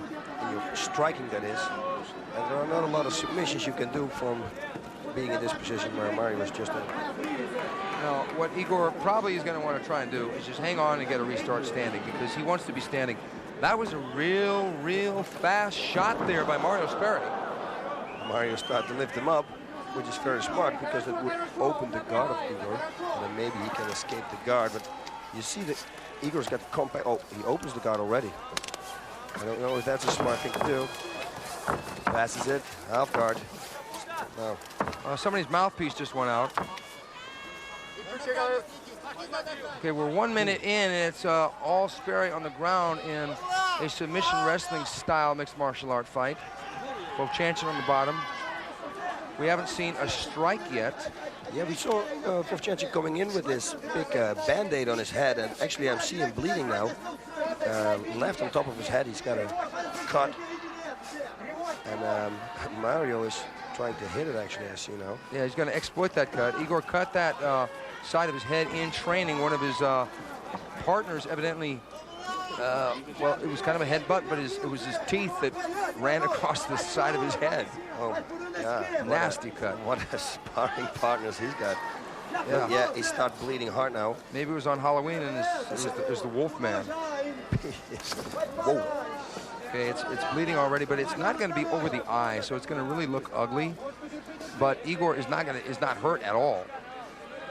No, it's just a cut. It's just a cut. But you know, for the safety of everything, you know, it can stop the fight out of cut.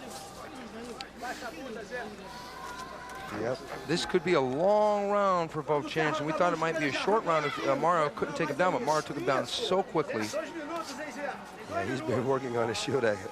He has to be, because on your feet you don't want to mix. You don't want to stand with Vovchanchyn. Look at all those blood. It's, you know, and the further we go into the fight, the more the heart starts pumping. And it looks ugly. It gushes out the blood. Okay, Vovchanchyn getting the heels on hips now. He's trying to keep Mario back. He should kick straight up at Mario's face, but he might risk getting his guard passed. Yeah, Mario really wants the takedown, the side mount. Oh, he's got a side choke. Oh, he almost got the mount. He's got a side choke. Oh, Igor taps out! Igor taps out! Unbelievable! Mario Sperry taking care of business quick. Wow. Unbelievable. Igor Vovchanchyn submitted before halfway through the fight. Mario Sperry, now that's jiu-jitsu. Jiu-jitsu at his highest level. He saw it, took it back, over and out with. I think all the blood threw Vovchanchyn off a little bit. Mario Sperry, tremendous. What a good fight for him. What an impressive victory for Mario Sperry. 2 minutes, 25 seconds into round one via side choke. We've never seen this before, and ending this fast with Vovchanchyn. Vovchanchyn has only been submitted once, and that was from a chin in the eye, which is basically an illegal move. This was straight up legal move. This was classic jiu-jitsu. Boss, we're seeing a return to submissions in mixed martial arts. For a while it went away, now here it is. Here we go. Go ahead and call it. See how I stuck over? Oh. It's perfect. I saw him sliding it in, and when I knew he went for it because the camera angle didn't show it us, but I knew before when he was stepping over, okay, here we're going to see it. Different camera angle. Wow, and he's not, wow, he didn't escape it. This is, wow, Igor should work on that submission because he could escape this from this side. But hey, against a guy like Mario Sperry losing on submissions, I guess that's not a real bad thing. Well, Mario Sperry, this is a tremendous way to come back after like a year layoff, and before that he hadn't fought in 3 years. Now if this guy starts fighting regularly, and if he drops down, he only weighs about, well, he weighs 220 pounds, so he's a heavyweight. So look how many heavyweights we've got on this card tonight.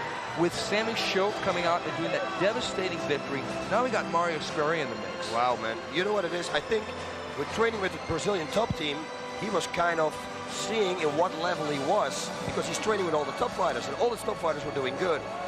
So I guess that he felt, you know what, if they're doing good, and I feel real confident here, why not return and then take out this guy? Unbelievable.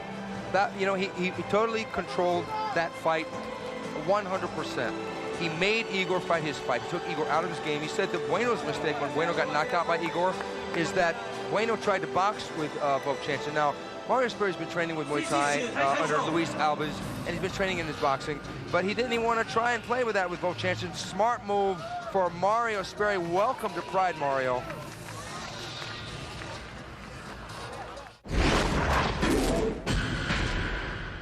In the first half of the Pride Championship Chaos card, we saw Gracie get an easy victory over Ohara, but it was Quentin Jackson who was absolutely on a rampage.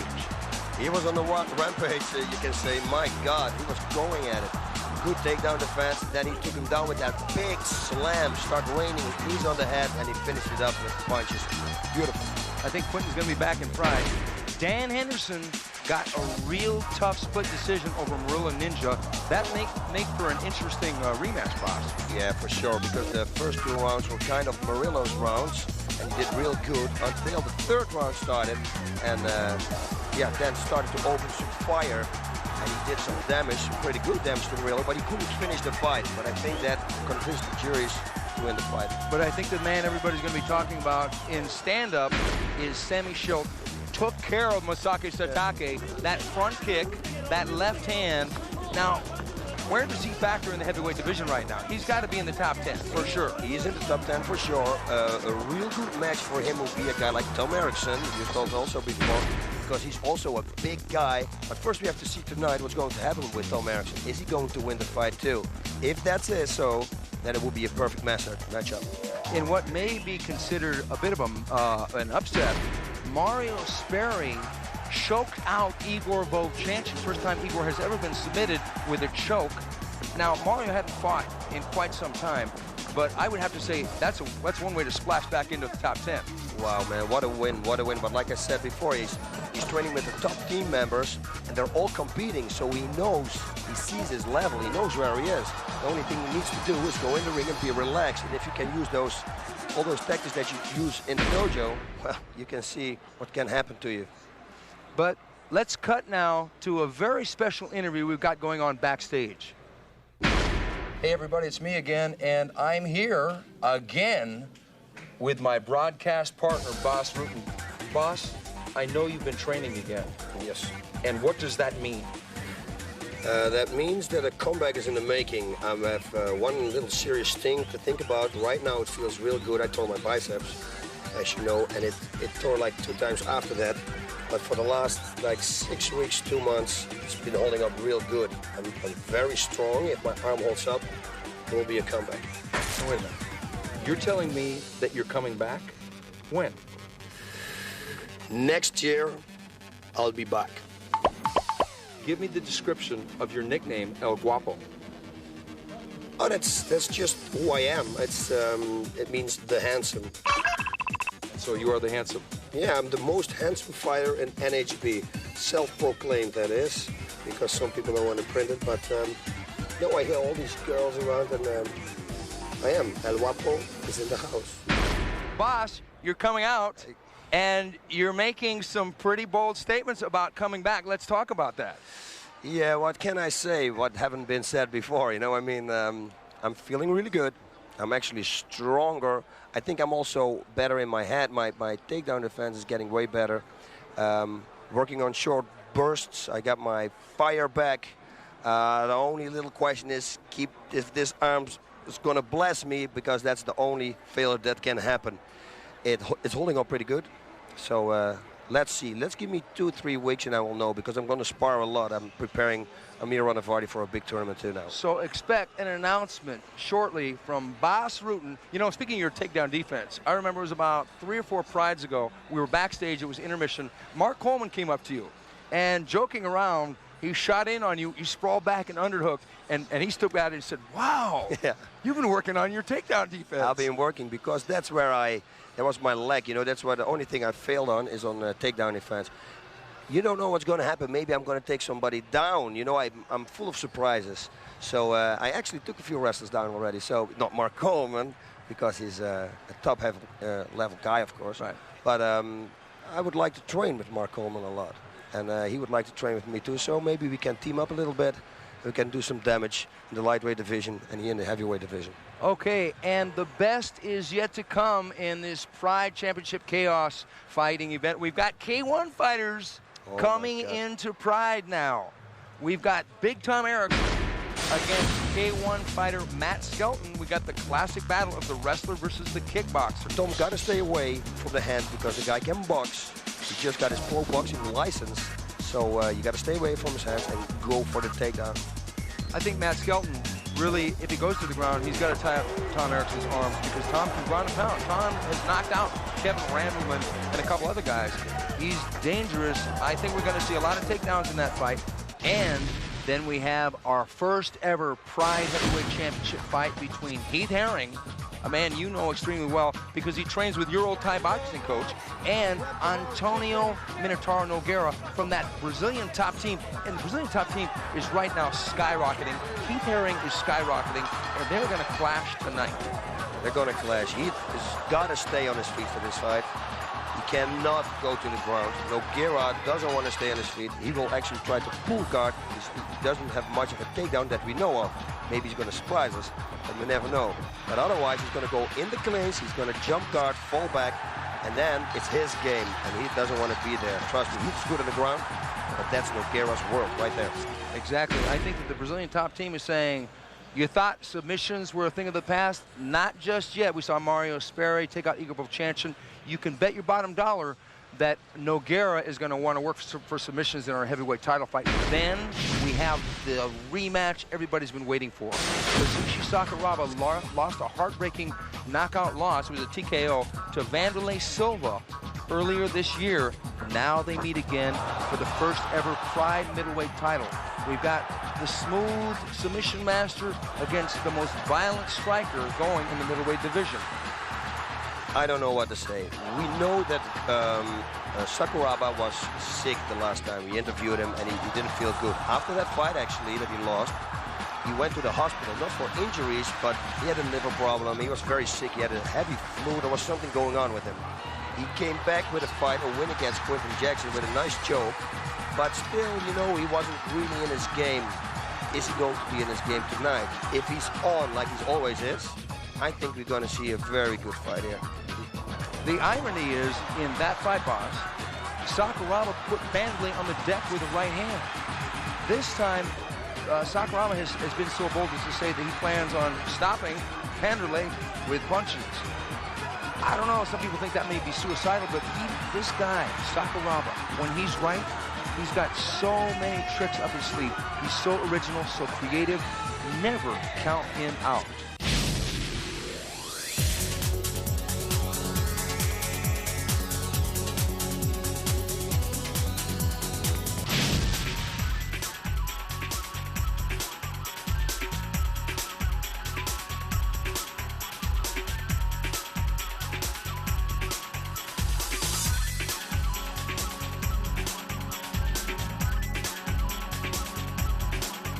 Who do you think is the most disrespectful fighter in mixed martial arts? The disrespectful fighter? Well, Gilbert's on the list. I don't know if he's a top guy, but I would say Gilbert's way up on that list. But why? Why? You know, Gilbert's a young, excitable guy. You know, I think some of the mixed martial arts has got a lot to do with pride and honor, and I'm not sure he gets all of that yet. But you know, as he gets older, he'll figure it out. He'll understand. He'll put the maturity with the skills and be really dangerous.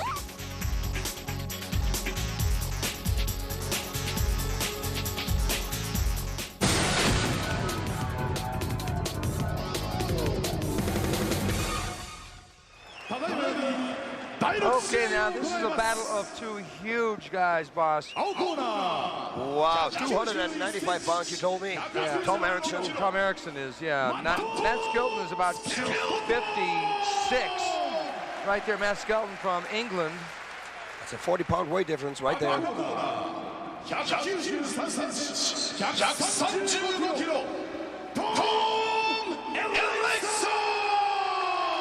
The big cat, Tom Erikson. He's got Gary Goodridge in his corner, Mark Coleman in his corner, Matt Skelton, the K1 fighter. This is Pride versus K1. Special rules in this bout. There will be three-minute rounds, and we will go, if it doesn't end before that allotted time, to an additional 2 3-minute rounds, and this fight will not have any judges. If it goes the distance and does not end in a submission or a KO, it will be an automatic draw. Welcome to the old school, folks. K1 versus Pride, wrestler versus kickboxer. This is a true throwback to the old days. He's got to keep his hands up. One thing for sure, high kicks, very dangerous for wrestlers. Yes, they are. And Tom is definitely going to try and take Matt down. Matt's going to definitely try and knee him. And there he goes. Oh, he didn't get the double. Oh, yeah! Body slam. What a great turn by Erikson. Crossface and armbar he can do. Oh, now he's got the mount. Oh, no, bad position for Skelton. You don't want to have Tom Erikson mounted on you. No way. 295 pounds of brutal power right there. Tom Erikson has got a couple knockouts to his credit. He stopped some big men. He stopped Alexander Karamzov in Mars super fighting with punches. He knocked out Kevin Randleman. He's going here for a choke. And it might, it's a smothering. He's just smothering. Matt Skelton is he's going to cross face. He's going to go for an over-under choke. Matt Skelton probably new at the ground game and in a world of trouble here with big cat Tom Erikson. Yeah, Tom Erikson should cross faces. Oh, he's choking. Choked him out. Hand choke. Hand choke to the throat, and that was it. Okay, big Tom Erikson.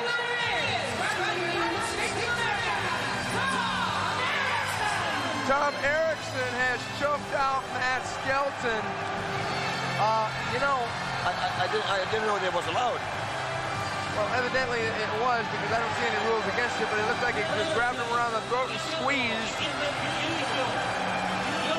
It was 1 minute, 11 seconds by a choke. Yeah, that was a real choke. Hold. He hold his neck. Wow. Well, I'll tell you what. It's going to be, I would have to say, impossible for you to stop the takedown of Tom Erikson in any way. I don't picture any fighter stopping his takedown. No. I really don't. Here it is, boss. It looked like, was it the thumb? No, it's the middle. I think it's okay, but all right. Well, Tom Erikson looks to be the Terminator for the Pride Fighting Championships against K1. He beat big Matt Skelton. Matt Skelton had the tools to knock him out, but he couldn't prevent the takedown. Erikson got the mount. You don't want to get that guy mounted on top of you. No way. Yeah, no, maybe what's going to happen. Maybe him and Sam Schilt, where we were talking about. Oh, yeah. That would be a great matchup. A tremendous fight, because Sam Schilt being the giant, almost 7 feet tall. Tom Erikson being the whale, basically. I mean, he's so big. He would take Sam Schilt down probably if they fought, but Sam Schilt would catch him with that front kick. Who knows? Sam Schilt would have to throw that front kick. He would have to throw the knee. That would be the, I mean, you're talking about a Godzilla movie. Yeah. You would have Godzilla versus Mothra. That would be a true battle of the behemoths. It would be like a sequel to Jurassic Park.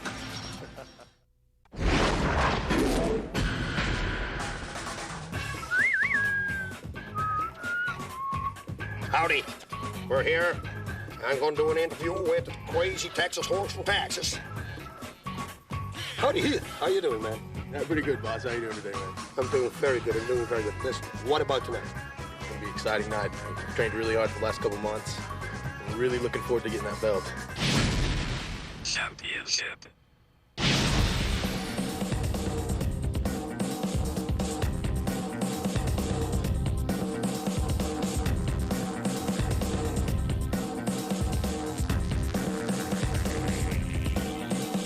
You got your parents, even your sister is here. What do they think? I saw your father was kind of nervous, I think. They're used to my fights. They've been coming to my fights since the very beginning. My dad was actually one of my very first cornermen, so for them this isn't a new deal. But here in Japan and in the Tokyo Dome, it's a big deal, and they're excited about it.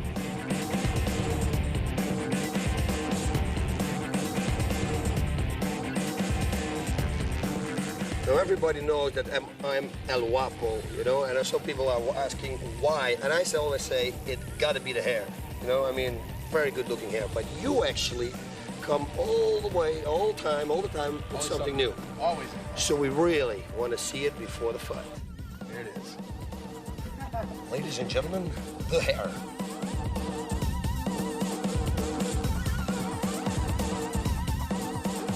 I heard that you did a press tour in the United States. Are you looking to become a spokesperson for the sport? Well, anything I can do to help the sport out. I mean, this is my livelihood. This is what I love to do. Anything I can do to promote the sport, to get the public to know more about it, to get the American public to take a better look at it. I think they have some misconceptions from the early 90s and things. So if the new public can come out and see the new sport that it is, and some of the new athletes and some of the new events like Air Pride and the Tokyo Dome, I think it'd be a good deal. Amen to that.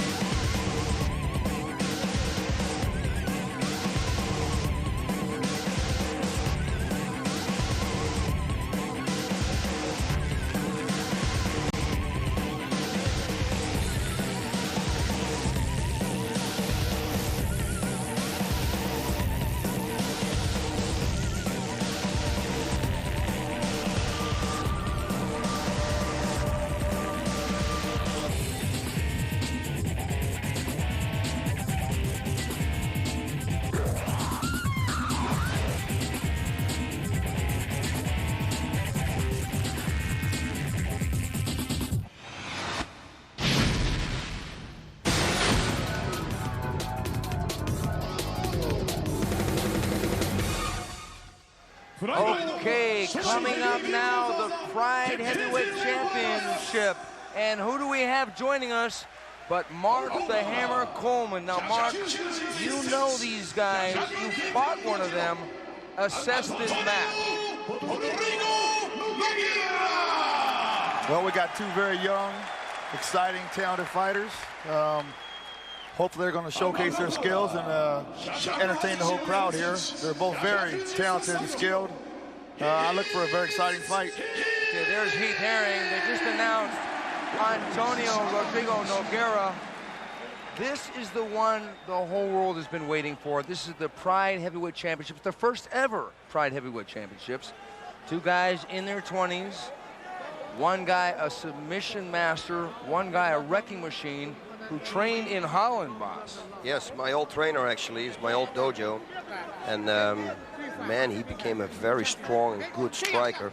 And also his conditioning, you know, they do a lot of conditioning in this dojo. So he can go the distance 100%. Okay, here we go, round one. Herring versus Nogueira for the Pride Heavyweight Championship. Herring coming right out throwing punches. They're trading here, folks. Big kick by Herring. Nogueira goes for the takedown. Yeah, you don't want to be there. You don't want to be in Nogueira's guard, and you certainly don't want to be in the sideline position. He's going already for an armbar. Going for that armbar. Heath has got to stand back up, and he gets back up. Go for the guillotine choke. He has nothing. He got an armbar. He gets out, and he wants to get out of that guard. No, why did he lose that? You know, now he's getting in the guard. That's a dangerous thing. He's going already. He's going to pass the arm and going for a triangle. Look at it. There's no secret here, folks. Nogueira wants to slap either a triangle or an armbar from the bottom, doesn't he, Mark? Yes, he does. He's exceptionally well at it, better than anybody I've ever been with by far. I wasn't prepared, and he got me in it. But I will do my homework, and I'm very much looking forward for a rematch.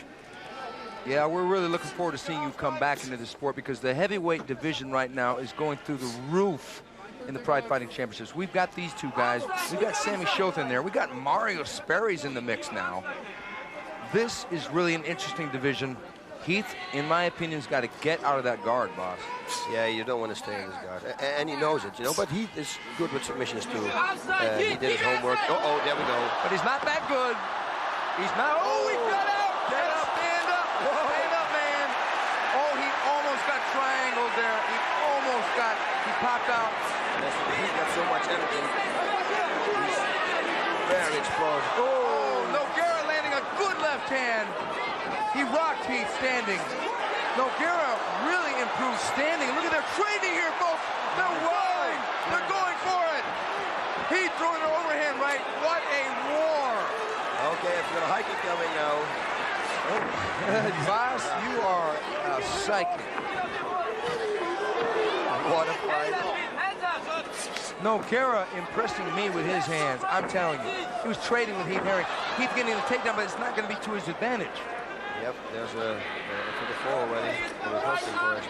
You see Nogueira controlling his hand there. He's got an extremely strong grip. That's what I found difficult to deal with Nogueira's grip is exceptionally strong.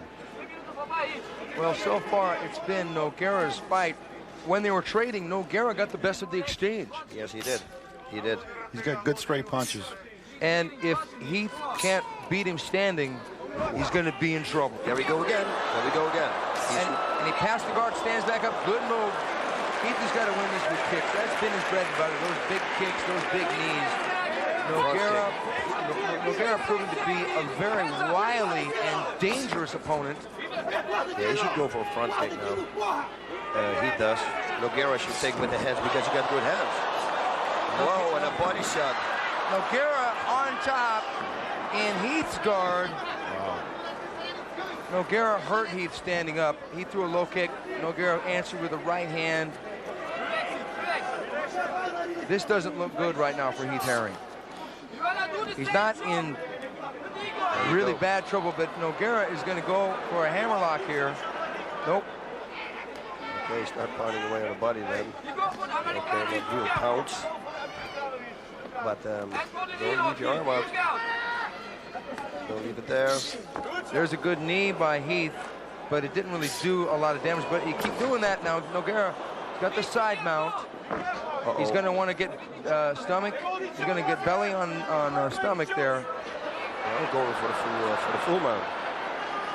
We do have a 10-minute first round. It's going to be a long 10 minutes right now for Heath Herring. Yeah, this is dangerous. He's laying on his side. He can go for straight armbar. Nogueira can. I think he's going to go. Oh, whoa. Little ground and pound there. Nogueira going for the guillotine. He's got half a guillotine. Now he's got the guard.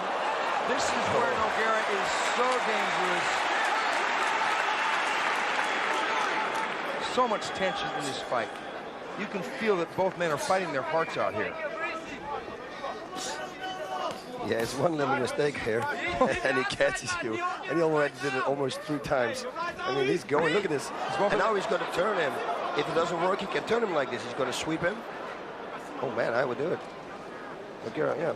Nogueira is so good on his back. Nogueira had claimed that he felt he had the best submissions in the heavyweight division. I cannot argue that point. No, he's got it for sure. He is so fast with it. And he reverses. Like when he fought you, Mark, he went for that, like say, one side of the triangle. You escaped it, and right away you go for the other side of the triangle. It's like he's working all over the place. Okay, now they're standing up. We're halfway through the first round. We have 5 minutes left, and it's been all Nogueira so far. Yeah, he should throw simple combination. Right, straight, left, hook, left, over, left, right, straight. Things like that. Low kick inside with the right straight. Oh, hard low kick there by Heath Herring. Yeah, you don't. Now that hurt. That's gonna hurt. That hurt bad because Heath's got some big legs there. Oh, good uppercut by Nogueira. Nogueira, the better boxer here. It's crazy, man. He's actually real good at striking. He's got real good, short, accurate punches. Really caught me by surprise when I fought him. I think Heath's key to this fight is the low kick. He can't trade punches with Nogueira. We found that out early. It's good. It was a fight like 6 minutes. And it's just been unbelievable. Nogueira landing a low kick there. But Heath having the more damaging low kicks. But nonetheless, oh! Nice left, but a nice counter too. Good counter right hand. Nogueira fighting like a seasoned kickboxer here, even though he came from the Brazilian top team, which is primarily jiu-jitsu.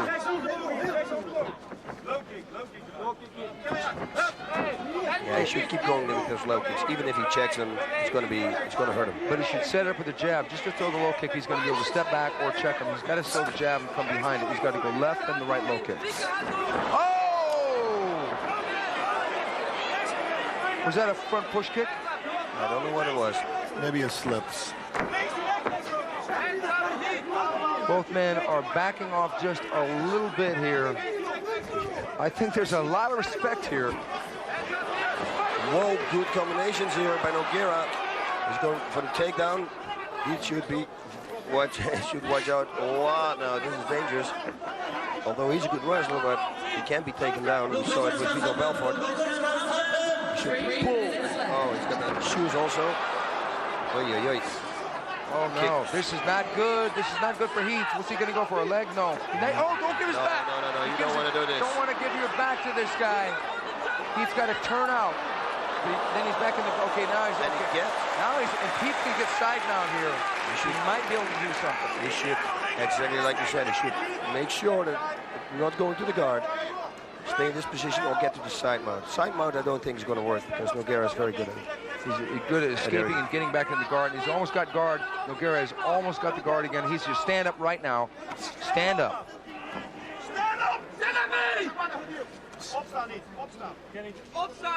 This has been every bit as competitive as we thought it would.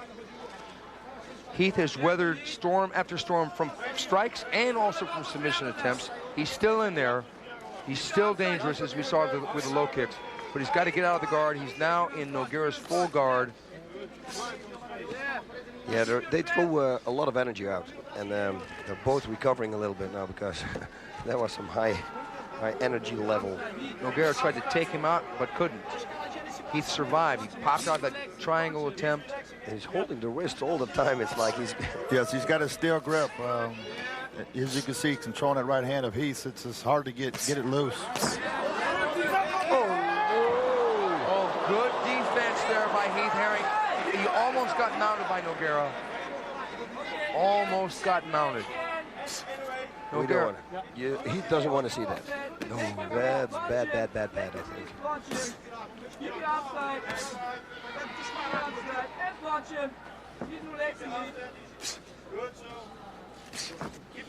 I would really be interested to hear the instructions, if this goes out of this first round, of what Heath Herring will get in this corner. I would say a front kick. Go for a front kick. It hasn't been thrown yet. Straight to the belly, you know, he's tired, you know, you want to attack. He's going to attack for armbar. Oh, he stepped up. Good move now. What Heath has to do, don't let him... No, he should dominate him with kicks. Okay, now, Heath has got to throw the left jab, right low kick. There it is. Oh, what happened? He ate a right hand. Nogueira is extremely accurate with his punches. Isn't he, boss? It's unbelievable. Oh, no! Nogueira has mounted Heath Herring. Armbar coming. He's going for an armbar here. Oh, my God. Oh, no. Heath Herring. He's out of the floor. Heath Herring's trying. Oh, what a beautiful escape there. Looks like a lightweight fight. Oh, my God. This is like Carlos versus Sakuraba. These guys are rolling around, trying things. Heath defending. Nogueira really putting the pressure on Heath Herring. Unbelievable first round. Great first round. Everything that we expected, we got. Nogueira all over Heath Herring in that round. Heath escaping the first round. Amazing. Oh. Wow, what can we say about that? I mean,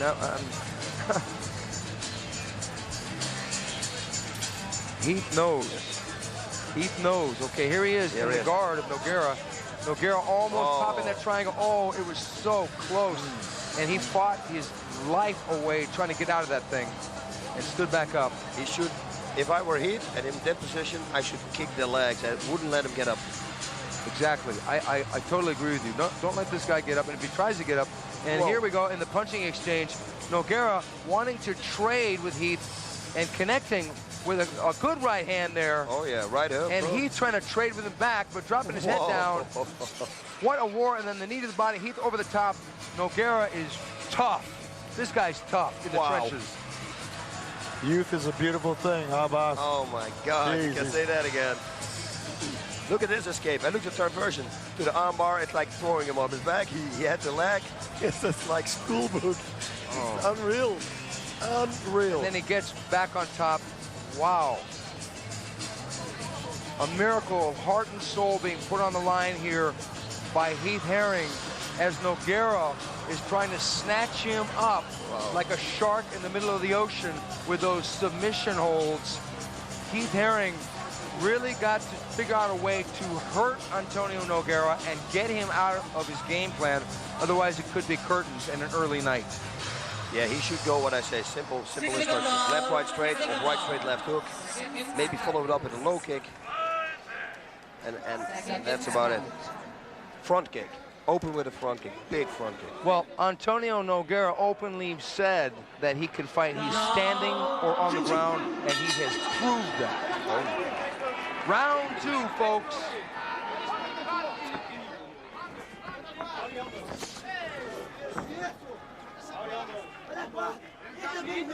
I wouldn't be surprised if Nogueira threw a high kick here. Nogueira come raging in, double jab, right hand. Heath with the knee. Uh-oh. He's going for that single, and Nogueira takes Heath down once again. All the top team members have really worked on their wrestling skills. They've all gotten good at takedowns, and it's really helping them out because now they're in the top position. That's where they want to be. Brazilian top team in the top position, as you said, Mark. We saw that with Vovchanchyn. Yep. Mario Sperry's shot was lightning across that ring. It was a nice shot. Unbelievable. Yeah, they're working with wrestlers right here. I think they're working with wrestlers. They all look really skilled in the wrestling area right now. And they had that side choke for Sperry over Vovchanchyn. Heath on the ground. Heath bleeding now. So this is a bad position to be in with a guy like Nogueira on top. Where's the mount? I believe. There are more submissions. Nogueira in complete control here. Hold on. Nogueira in the side mount now. Nogueira going to go for the arm bar here. And he can Nogueira controlling the arm here, boss. Yeah, he can surely set it up, and if it doesn't work, he can take the right arm of him, go backwards. He's all over the place. Nogueira imposing jiu-jitsu on Heath Herring. Heath Herring only surviving at this moment. Yeah, it's a straight armbar I feel coming. Whoa, mount. Got the mount, gave his back, but it doesn't appear that Nogueira wants to do a rear naked choke here. I wouldn't look up. I wouldn't look up, huh?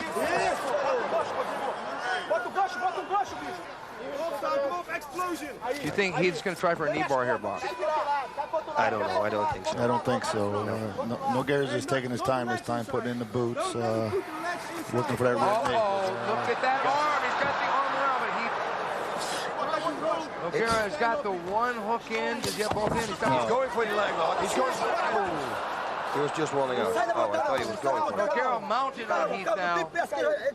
What an unbelievable war of two of the greatest heavyweights on this planet going at it here in the Pride Fighting Championships. Championship chaos.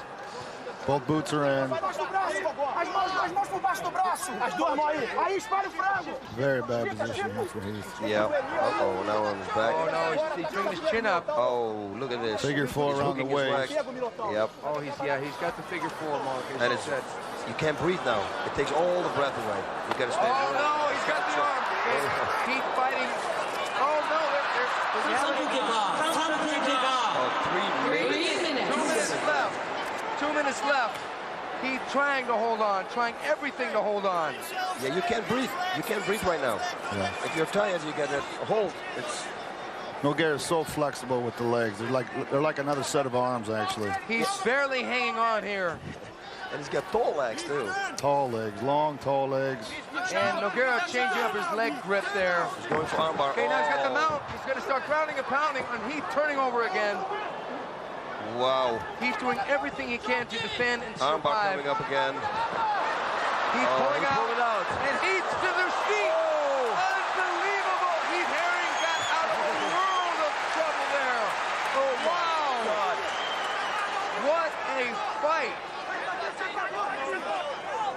Nogueira totally dominating the fight. Heath Herring with a huge low kick. Nogueira coming and boxing away. Oh, Nogueira chopping away. Going for the knockout here. Nogueira trying for the back, not even worrying about the knee. There's a knee there.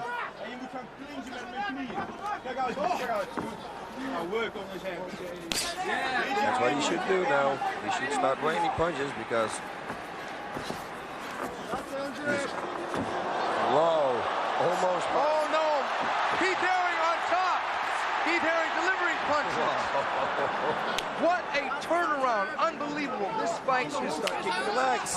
If Rocky had ever done a mixed martial art movie, this is what the fight scenes would have looked like. He still has a chance, that's for sure. Oh, yes, he does. As I said before, heart and soul here on the platter by Heath Herring. Nogueira shooting for the double again. Nogueira seems to be running low on gas here. Nogueira must be thinking, what do I have to do to get this guy out of there? Unbelievable second round. Wow. Oh! What a fight. What a fight. Both guys are tired. Both guys are expending a lot of energy. Nogueira's sitting down now. Now, I can already say that I think this is the best heavyweight fight I've ever seen. Boss, technical. you I did said it again. first. You did it again. Took the words I was out of your thinking mouth. the exact same thing.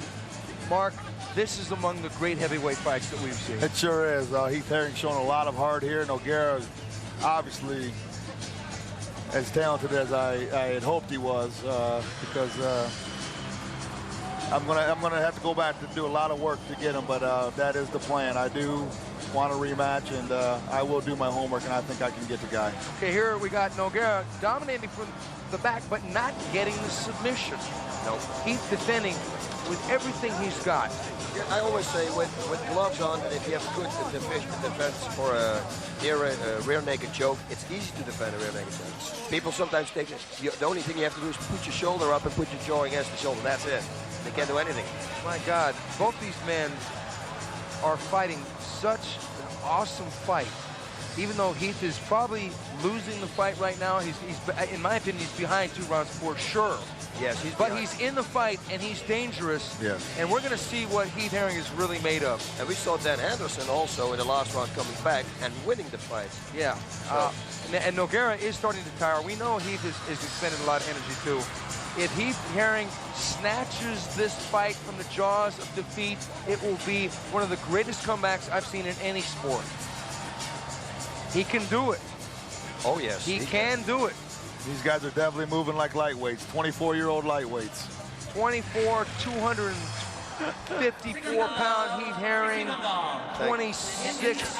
25-year-old, 226-pound Nogueira. Nogueira's looking at him like, what do I have to do to this guy to get him out of there? My God. Jesus. No. What can we expect now? Last round. Is Nogueira going to want to box? Is Heath going to throw the high kick?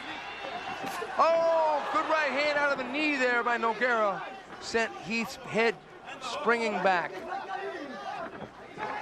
Nogueira does have his hands down a little bit, boss. Yep, and Heath is now kicking to the body, actually, which is a very smart thing to do if somebody's Not tired. a good position for Heath right here. Not a good position. Back on the ground, absorbed one knee there.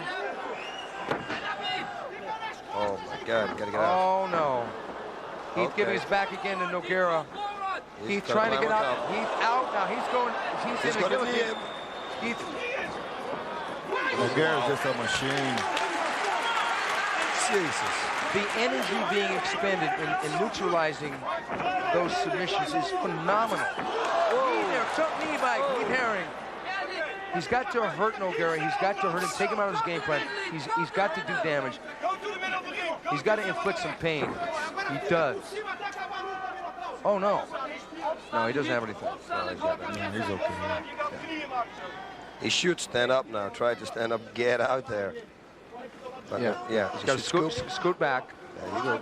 Oh, but he's going to go into the guard. Not a good move. He's going to pass it right there. But Nogueira is a lot slower in passing in that guard. Yeah, but I mean, he is also slower now in defending it. I mean, it's logic. This is energy, unbelievable level. What a fight. And what can happen?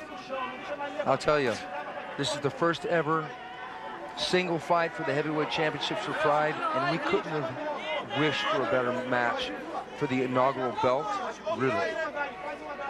Here we go again. Reverse figure four.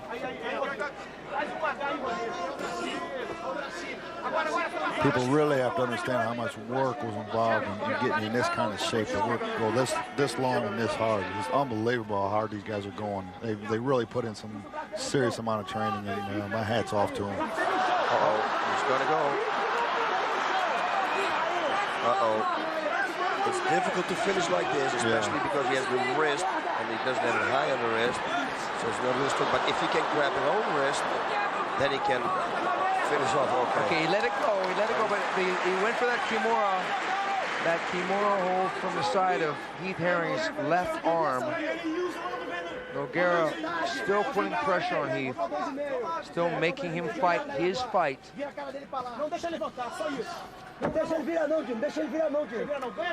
Wow, this has been an amazing match. Clash of wills, really. But the technique has to go to Nogueira right here. Yeah, unbelievable technique. He just does not stop coming, and he doesn't give you a break ever. You have to be ready to go when you fight Nogueira. Okay, 2 minutes left. Wow. Nogueira in control. Nogueira probably going to try and cruise this round just a little bit. I think he knows he's got the fight in the bag, but you can never be sure because we've seen some decisions. Oh, he's going for the full mount now. Oh, yeah. And now he's going to start raining punches, trust me. He really is impressive. And where did he come from? Bang, there he was. But yeah, same thing with Heath Herring. I mean, he escaped all the positions that normal other heavyweight would never have escaped. Okay, Nogueira going for the key lock now. Heath going for the smother across the face. And Heath getting out. I'm betting this fight is going to go the distance, and it's a miracle. It's a miracle it went the distance. Yeah. Because think of the pressure that Nogueira has put on Heath, and Heath survived. And even came back to fight like at the end of that second round. Wow. 1 minute left in the final round.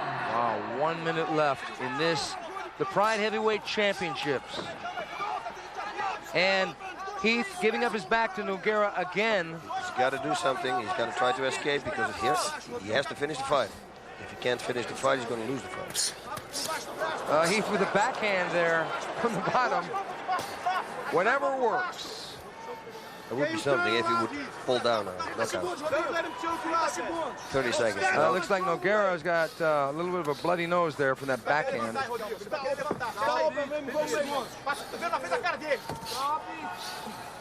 20 seconds, arm bars coming up. Uh-oh, he's in his guard. Got to be careful. Got to be careful. They have just fought their hearts out. Look at them, they're about limp. They're probably completely out of energy. They're going to sleep well tonight. No melatonin needed.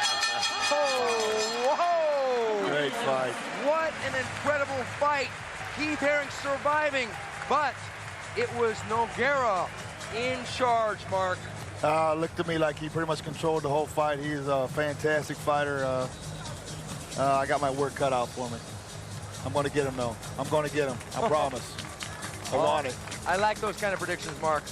Boss, here we go in the replay.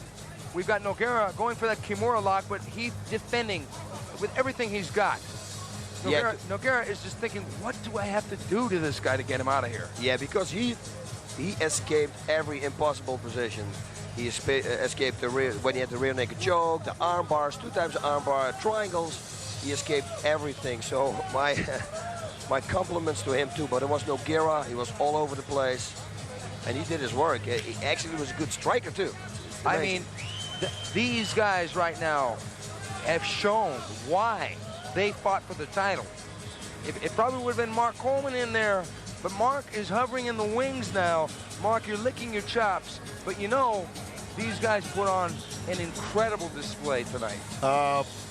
Both parties got a huge set of nuts on them. I tell you that right now. I'm impressed with both guys, but you know. And here we go to the decision. Judge Nogueira. Judge Nogueira. Antônio Rodrigo Minotauro Nogueira has won the Pride Heavyweight Championship with a unanimous decision over the very tough Heath Herring. That was You took it right out of my mouth.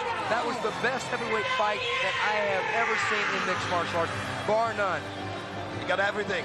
You got the strikes. They were trading, their groundwork, escaping, attacking, takedowns, defenses, reversals. The whole package, everything was in this fight. Okay, what's next for Nogueira? Let's say if Nogueira wants another opponent beside you. Mark, who do you think would be dangerous for Nogueira? That's a tough question. Off the top of my head, maybe Mario Sperry, his teammate. Other than that, he's pretty solid. I want a piece of him. Okay. I want a piece of him when I got my head out of my ass. Okay, now, Mark, speaking of removing your head, how will you fight that fight differently this time? Well, I tell you what, I'll go get the proper training this time, and I'm going to go out and get some submission training and get myself in better shape, and I got to get my priorities in line, and my priority is getting that belt right there. I want that belt. I like being called the champ, and I'm disgusted with my performance last time. I'm embarrassed, and I'm not going to let it end that way. I can't do it. I got too much pride. Do you think that you need to fight an elimination fight to get to that fight, or do you think that there's a demand for you to step right in for the heavyweight championship? I'm ready to go right now. It's up to the people. It's up to the pride people. But I just need to get out. Nothing against my teammates, but none of them can move like this guy. I need to get out with some jiu-jitsu guys who can move like Nogueira does. And I'll fight him from in the clinch. I think that's where I can control him. I'm stronger from in the clinch, and I'm going to have to get really good in the clinch and get better at defending the submissions, and that's what I plan on doing. But you got to admit, Nogueira was impressive tonight. It's not going to be no easy task. It's going to take everything I have to beat this guy, and I'm going to give it every bit of effort I got to do it, because you know, I'm not pleased with my performance at all. But he is truly an incredible heavyweight fighter, and obviously he does his homework. He's very dedicated. He's got a great team surrounding him. He's the total package right now, but I feel I can beat him. Mark, I want to tell you, thanks a lot for joining us at the broadcast booth. It's always a pleasure to have your wisdom and insight, especially on this fight. And I look forward to seeing you back in that ring. Thanks, Steve. Thanks a lot. Wow. Championship.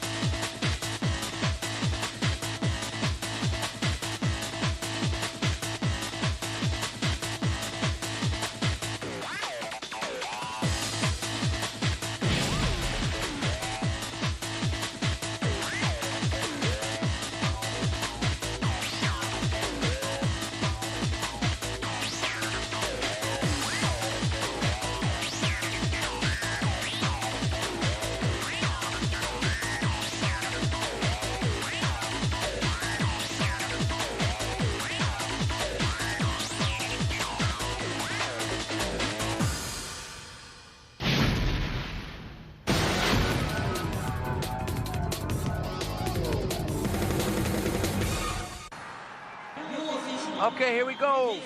This is the one we've been waiting for, the Pride Middleweight Championships. Wanderlei Silva in the black and white trunks versus Kazushi Sakuraba in the orange and white trunks.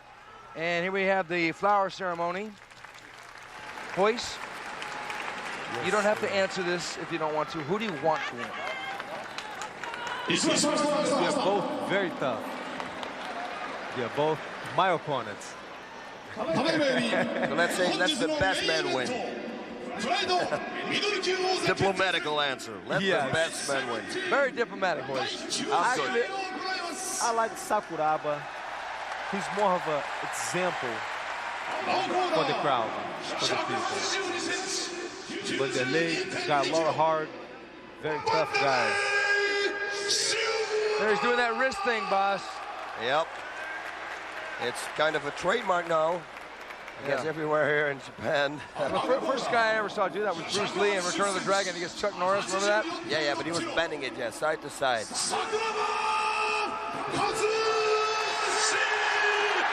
Oh, listen to this crowd. They're loving their man. He's nervous. Kazushi Sakuraba stepping back in to the lion's den with a wild tiger from Curitiba, Brazil, and Wanderlei Silva. Now, let's see the stare down. Let's see the stare down. Oh, yeah. Don't worry about it. We're going to see the stare down. It'll be a very exciting match. And Sakuraba, once again, not looking into the... Now he's looking into he's looking to his eyes. He said he didn't look into the eyes. He looked into his eyes there.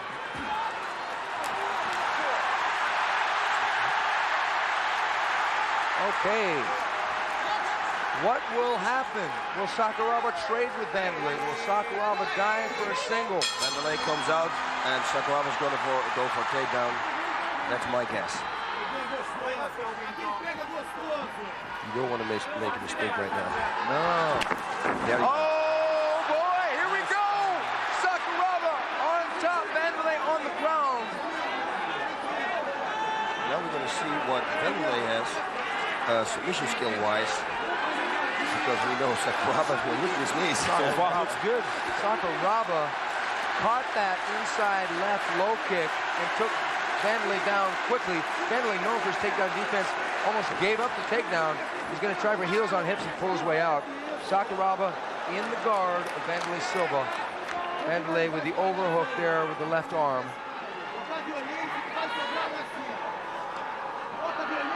This is not where Wanderlei wants to be. He does not want to be on the ground with Sakuraba. So far, this is a completely different fight. But it's logic, you know, you want to get the thing, you don't want to trade with Wanderlei. Sakuraba trying to lash out there with the right hand. He's going to kick himself They're right. both very dangerous opponents. Okay, he's getting in his element now. Sakuraba coming in, as usual, with complete confidence. He said that Wanderlei Silva looks like Gorilla Man comic book here in Japan. Yeah, we couldn't check it because apparently, look at this. And now the knee's coming. We couldn't check it because it's an old comic book, they told us. We wanted to buy one, but too bad. Now, Hoyes, what would you do if you were Sakuraba right now? Try to turn him around with Wanderlei against the rope. Well, knees have not been a factor so far, and that is one of Wanderlei Silva's bread and butter strikes. And if I were Wanderlei, he doesn't want to give up the knee to the leg or the body because he's afraid of the takedown. Yeah, but you got it under him, so to the legs, to the body, okay. But to the legs, it's pretty much impossible to grab. But I don't know if he's going to want to grab. He might just dive and pivot. As long as you got the underhooks, it's... Look at Wanderlei, he's smiling. He's smiling. He's resting. Now, that's what I should do all the time if I was Wanderlei now. Knee the legs, inside legs. Gonna take their toll at the end of the fight, if it goes the distance, of course. The first round is scheduled for 10 minutes. The second and third round are 5 minutes apiece. And we're already into this classic grudge match, really. Wanderlei Silva, black and white trunks from Curitiba, Brazil, against Kazushi Sakuraba in the orange and white. I'm Stephen Quadros. I am the Fight Professor, joined by my partner, Boss Root, and the great Hoist Gracie. Whoa, knees to the body, knees to the head. Wanderlei opening up, and Sakuraba diving for the takedown. Sakuraba getting the overhook there. Yeah, Sakuraba shouldn't make the mistake. The second takedown he did, he was waiting for him, and he almost got it. But the first, you know, no panic takedown. That would be bad, because then it's going to be all over again. carbon copy of the first fight. But right now, Sakuraba is staying close to Wanderlei. He's staying real close. He doesn't want to be in that mid-range. He can be on the outside or real close, but if he's in mid-range, he's going to get hurt. Oh, he almost ate a high kick there. Oh, Sakuraba took a right hand there. Nice. Whoa, good knee, good Sakuraba with a right hand over the top. Great action there. Good defensive work by both men. Sakuraba not afraid to throw his own right hand. He remembers. Oh, good inside low kick there by Wanderlei. Sakuraba threw a punch, and Sakuraba getting his back to Wanderlei. Wanderlei getting Sakuraba's back. Sakuraba standing back up. Yeah, and Wanderlei is good at this. You don't want to do this. Sakuraba is. Smart decision. Oh, Sakuraba going for that single again. Wanderlei back down. Arm, another takedown for Kazushi Sakuraba. An entirely different fight indeed. Technical from both sides. Wanderlei is a guy that comes in and power everybody out, punch and kicking. Right now he is actually showing a good technique, timing, not just on the ground, but standing up too. Okay, we're halfway through the round, and it's been a very close fight. Hoist, how would you score this fight so far? Right now it's very tough. Okay, Sakuraba definitely got the takedown. Those count. Wanderlei really hasn't landed a clean shot, although Sakuraba did. They both landed a couple shots. Even a high kick. Okay, he hit him with the toes, but it was still there. I would have to say this was an entirely close round. Could be a draw up until this point. Sakuraba trying to get busy from the guard of Wanderlei Silva.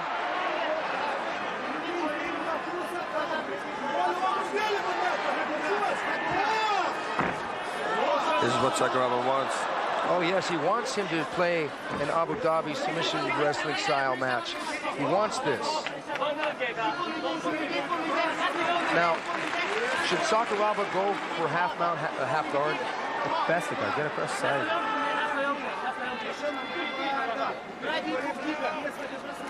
He had that unlock that he does from the cross side position. Yeah, he's going to escape. That key lock over there. Too bad he's wearing all the tape. It will prevent him from slipping out.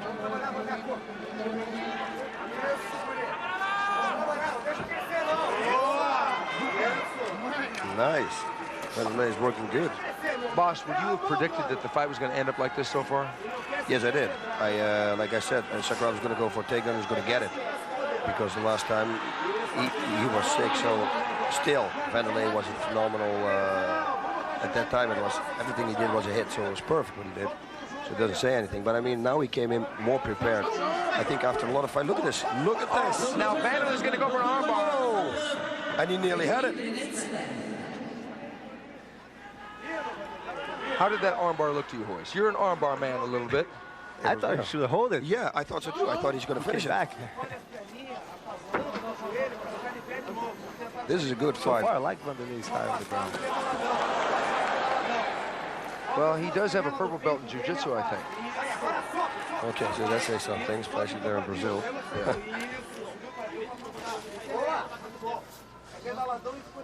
Do you think that Wanderlei's going to go for a leg? Leg lock, yes. If he goes, he should go for like a knee bar. Oh, Wanderlei got that guillotine there. Oh, Sakuraba picking up, slamming him. He still got. Oh, he popped out. Wanderlei was in some trouble there. Wow, that was an escape that Martin Horst once did to me, and he threw all my air out my lungs. First time we sparred ever. I had him in front choke. Yeah, I got him. Bang. First time I ever saw that escape, where you under a hook, right into the groin, and pick the guy up and slam him. It was Marco Ruas in the UFC. Oh, you see? No, he did it to me too. Yeah, I never had a good sprawl. I'm working on it. But the good thing about Wanderlei is that he knew Sakuraba had that in pretty tight, so he had to make a move quick. Yep. But now Wanderlei is on top in Sakuraba's guard. We get to see how Sakuraba does. Now, Hoist, you are very familiar with this position. I've seen all of your fights, and you fight great from your back. What does Sakuraba want to do? You want to hip out? He's going to armbar. Just control his arm. First thing is not to get hit. He's going to armbar him. Watch this, left arm. Have to control his arm so he doesn't get hit. There we go. Then he works on the arm bar. Oh, yeah, you're right, boss. You know he's back, but he had the hand. She's working the arm. She's leaving it out all the time. 1 minute and 11 So maybe later in the fight when fatigue hits Exactly, fatigue. Because right now, Wanderlei's like a bull. He's so strong, he can just pull out with brute strength. But that'll come back to haunt him if he has to do that. If he expends all the energy here in the first round now, I know that Wanderlei is really showing a lot of respect for Sakuraba here. He's not going out and trying to recklessly take him out, destroy him with ground and pound or with stand-up. No, it wouldn't be smart. I think he knew that Sakuraba was going to be ready. Nice little slap there. 30 seconds left here in this monumental first round of the Pride Middleweight Championships. Wanderlei Silva on top, Kazushi Sakuraba on the bottom with the guard wrapped around Wanderlei's waist. He opens the guard up there. And Wanderlei smacking that low kick. Sakuraba shooting. Whoa, triangle coming up. Wow. And even if he would have had it, he couldn't finish at the time. So very even match. It's a very, very technical match. Now, boss, how would you score that first round? Okay, now the thing is, oh, did you see that? He's got something on his shoulder, yeah. Uh-oh. Oh, my God. Happened? Oh, it looks like his clavicle is broke. It looks like Sakuraba's got a little bit of a problem with his collarbone. I don't know what it's from. He caught that left inside low kick there. Fight is over. Oh my God! The fight is over. Kazushi Sakuraba sustained a shoulder injury. Wow. Wow. Oh my God. He dislocated his collarbone, it looks like. Oh. You know, that's really too bad. And he either dislocated his collarbone or his shoulder. It's hard to see what it is. I think he broke it. Yeah, he can't lift that right arm. No. Yeah, I broke it one time also. You can't lift it up. Oh, my Lord. You know, it was a very exciting first round. Very. Oh, yes, it was. Very even. Sakuraba has been known to break a few arms himself. I mean, he broke Henzo's arm when they fought, and now it came back to haunt him. Sakuraba having to give up in the corner because of, it looked like a broken either collarbone or a dislocated shoulder. But what a great technical first round. Hoist, Wanderlei grappled pretty well in that round. I like it. He did his homework. He did his homework over there. He's definitely learning. Oh, I like the grappling on both sides. Okay, Wanderlei Silva now, he sits on top of the Pride middleweight heap. Who is there that can challenge him right now? I don't know, maybe some new fighters who could fight. Hoist, maybe some old ones. Hoist, now listen, I'm trying to leave you. I'm saying, Hoist, would you like to fight Wanderlei Silva? He's a very good opponent. He's a very good opponent. Yeah. We know he's a good opponent. Between him, Sakuraba, Frank Shamrock. I think that would be highly interesting because, you know, you've got a lot of rivalries between Brazilian camps. Let's face it, not everybody's huggy and kissy among the camps. I mean, the jiu-jitsu guys and they almost had a rumble between the Brazilian top team and the shootbox guys in the lobby of the last Pride. They're not exactly kissing cousins here. No, so sometimes it makes for good rivalries to have two guys from the same country. You're a very eloquent guy. How would you deal with the threat of Wanderlei Silva? First, I'm out of that rivalry. I've been in America for 17 years. So I have no idea what's going on in that rivalry in Brazil. I'm out. I'm American now. A second. But nonetheless, how would you deal with Wanderlei Silva? Gotta get in the clinch. I wouldn't stand up. I wouldn't stand exchange with him. No way. He's too strong to stand up. Yeah. I'll have to get in a clinch. Okay, now, what is next for Sakuraba? I mean, Sakuraba, to me, in a way, I know that the Ultimate Fighting Championship has got weight divisions now, including a 185-pound weight division. I think it might be a good idea to consider a lighter division beside middleweight, in my opinion. I think so, too. I think it would be a very good idea because, you know, weight does make a difference. Yeah, because you got guys like Hoist, you weigh 175 pounds. Frank Shamrock weighs about Frank Shamrock weighs 185. Sakuraba weighs about 183, 185. I think it would be a good weight division to have 185 because Wanderlei at 205 is going to be a wrecking machine. I actually would like to see a rematch, maybe a unification fight, the Ultimate Fighting Championship. Tito Ortiz read my mind. Tito Ortiz versus Wanderlei Silva, because Wanderlei wants back at him, because that was a war when they fought. Okay, we got Sakuraba in the ring. He's overcome with emotion here, folks. He was ready for this fight. Yeah, he was real ready. Sakuraba tearfully saying he's sorry. He's so sorry. Quero mandar recado para vocês que para cara que saiu aí do bairrão aí de Curitiba, bastante felicidade, chegar a ser campeão do maior evento do mundo, provar que qualquer um pode fazer qualquer coisa, na graça de Deus. Muito obrigado, meu Deus. Obrigado, meu mestre. Obrigado a toda a minha equipe. Obrigado a todos que me ajudaram. Obrigado a vocês que vocês aqui realmente fazem a gente lutar. Obrigado, meu Deus. Arigatou gozaimasu. Thank you very much. He's ready to fight anybody.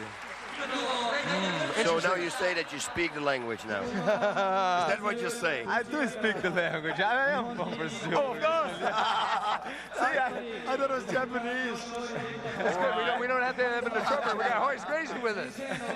Okay, now, let's get back to the square of things. Wanderlei Silva is one of the best fighters in the world. Yeah. Boss, I got a... How would, let's say, if you were active, how would you beat Wanderlei Silva? I could go ground and striking. I actually like to strike also, so it would be kind of a striking match between the two of us.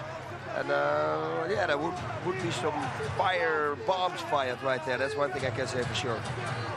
Were you impressed with his grappling? Yes, I was very impressed with his grappling because we never saw it before. So that's why, you know, but he did a very good job. You know, he was on the ground, he was good, he controlled everything good. It was just he's a complete fighter. That's everybody gotta admit.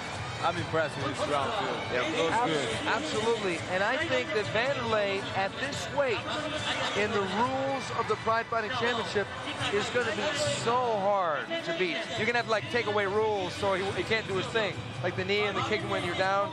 But in this weight, I mean, who do we have? I mean, that would fight Wanderlei. You know what would be good?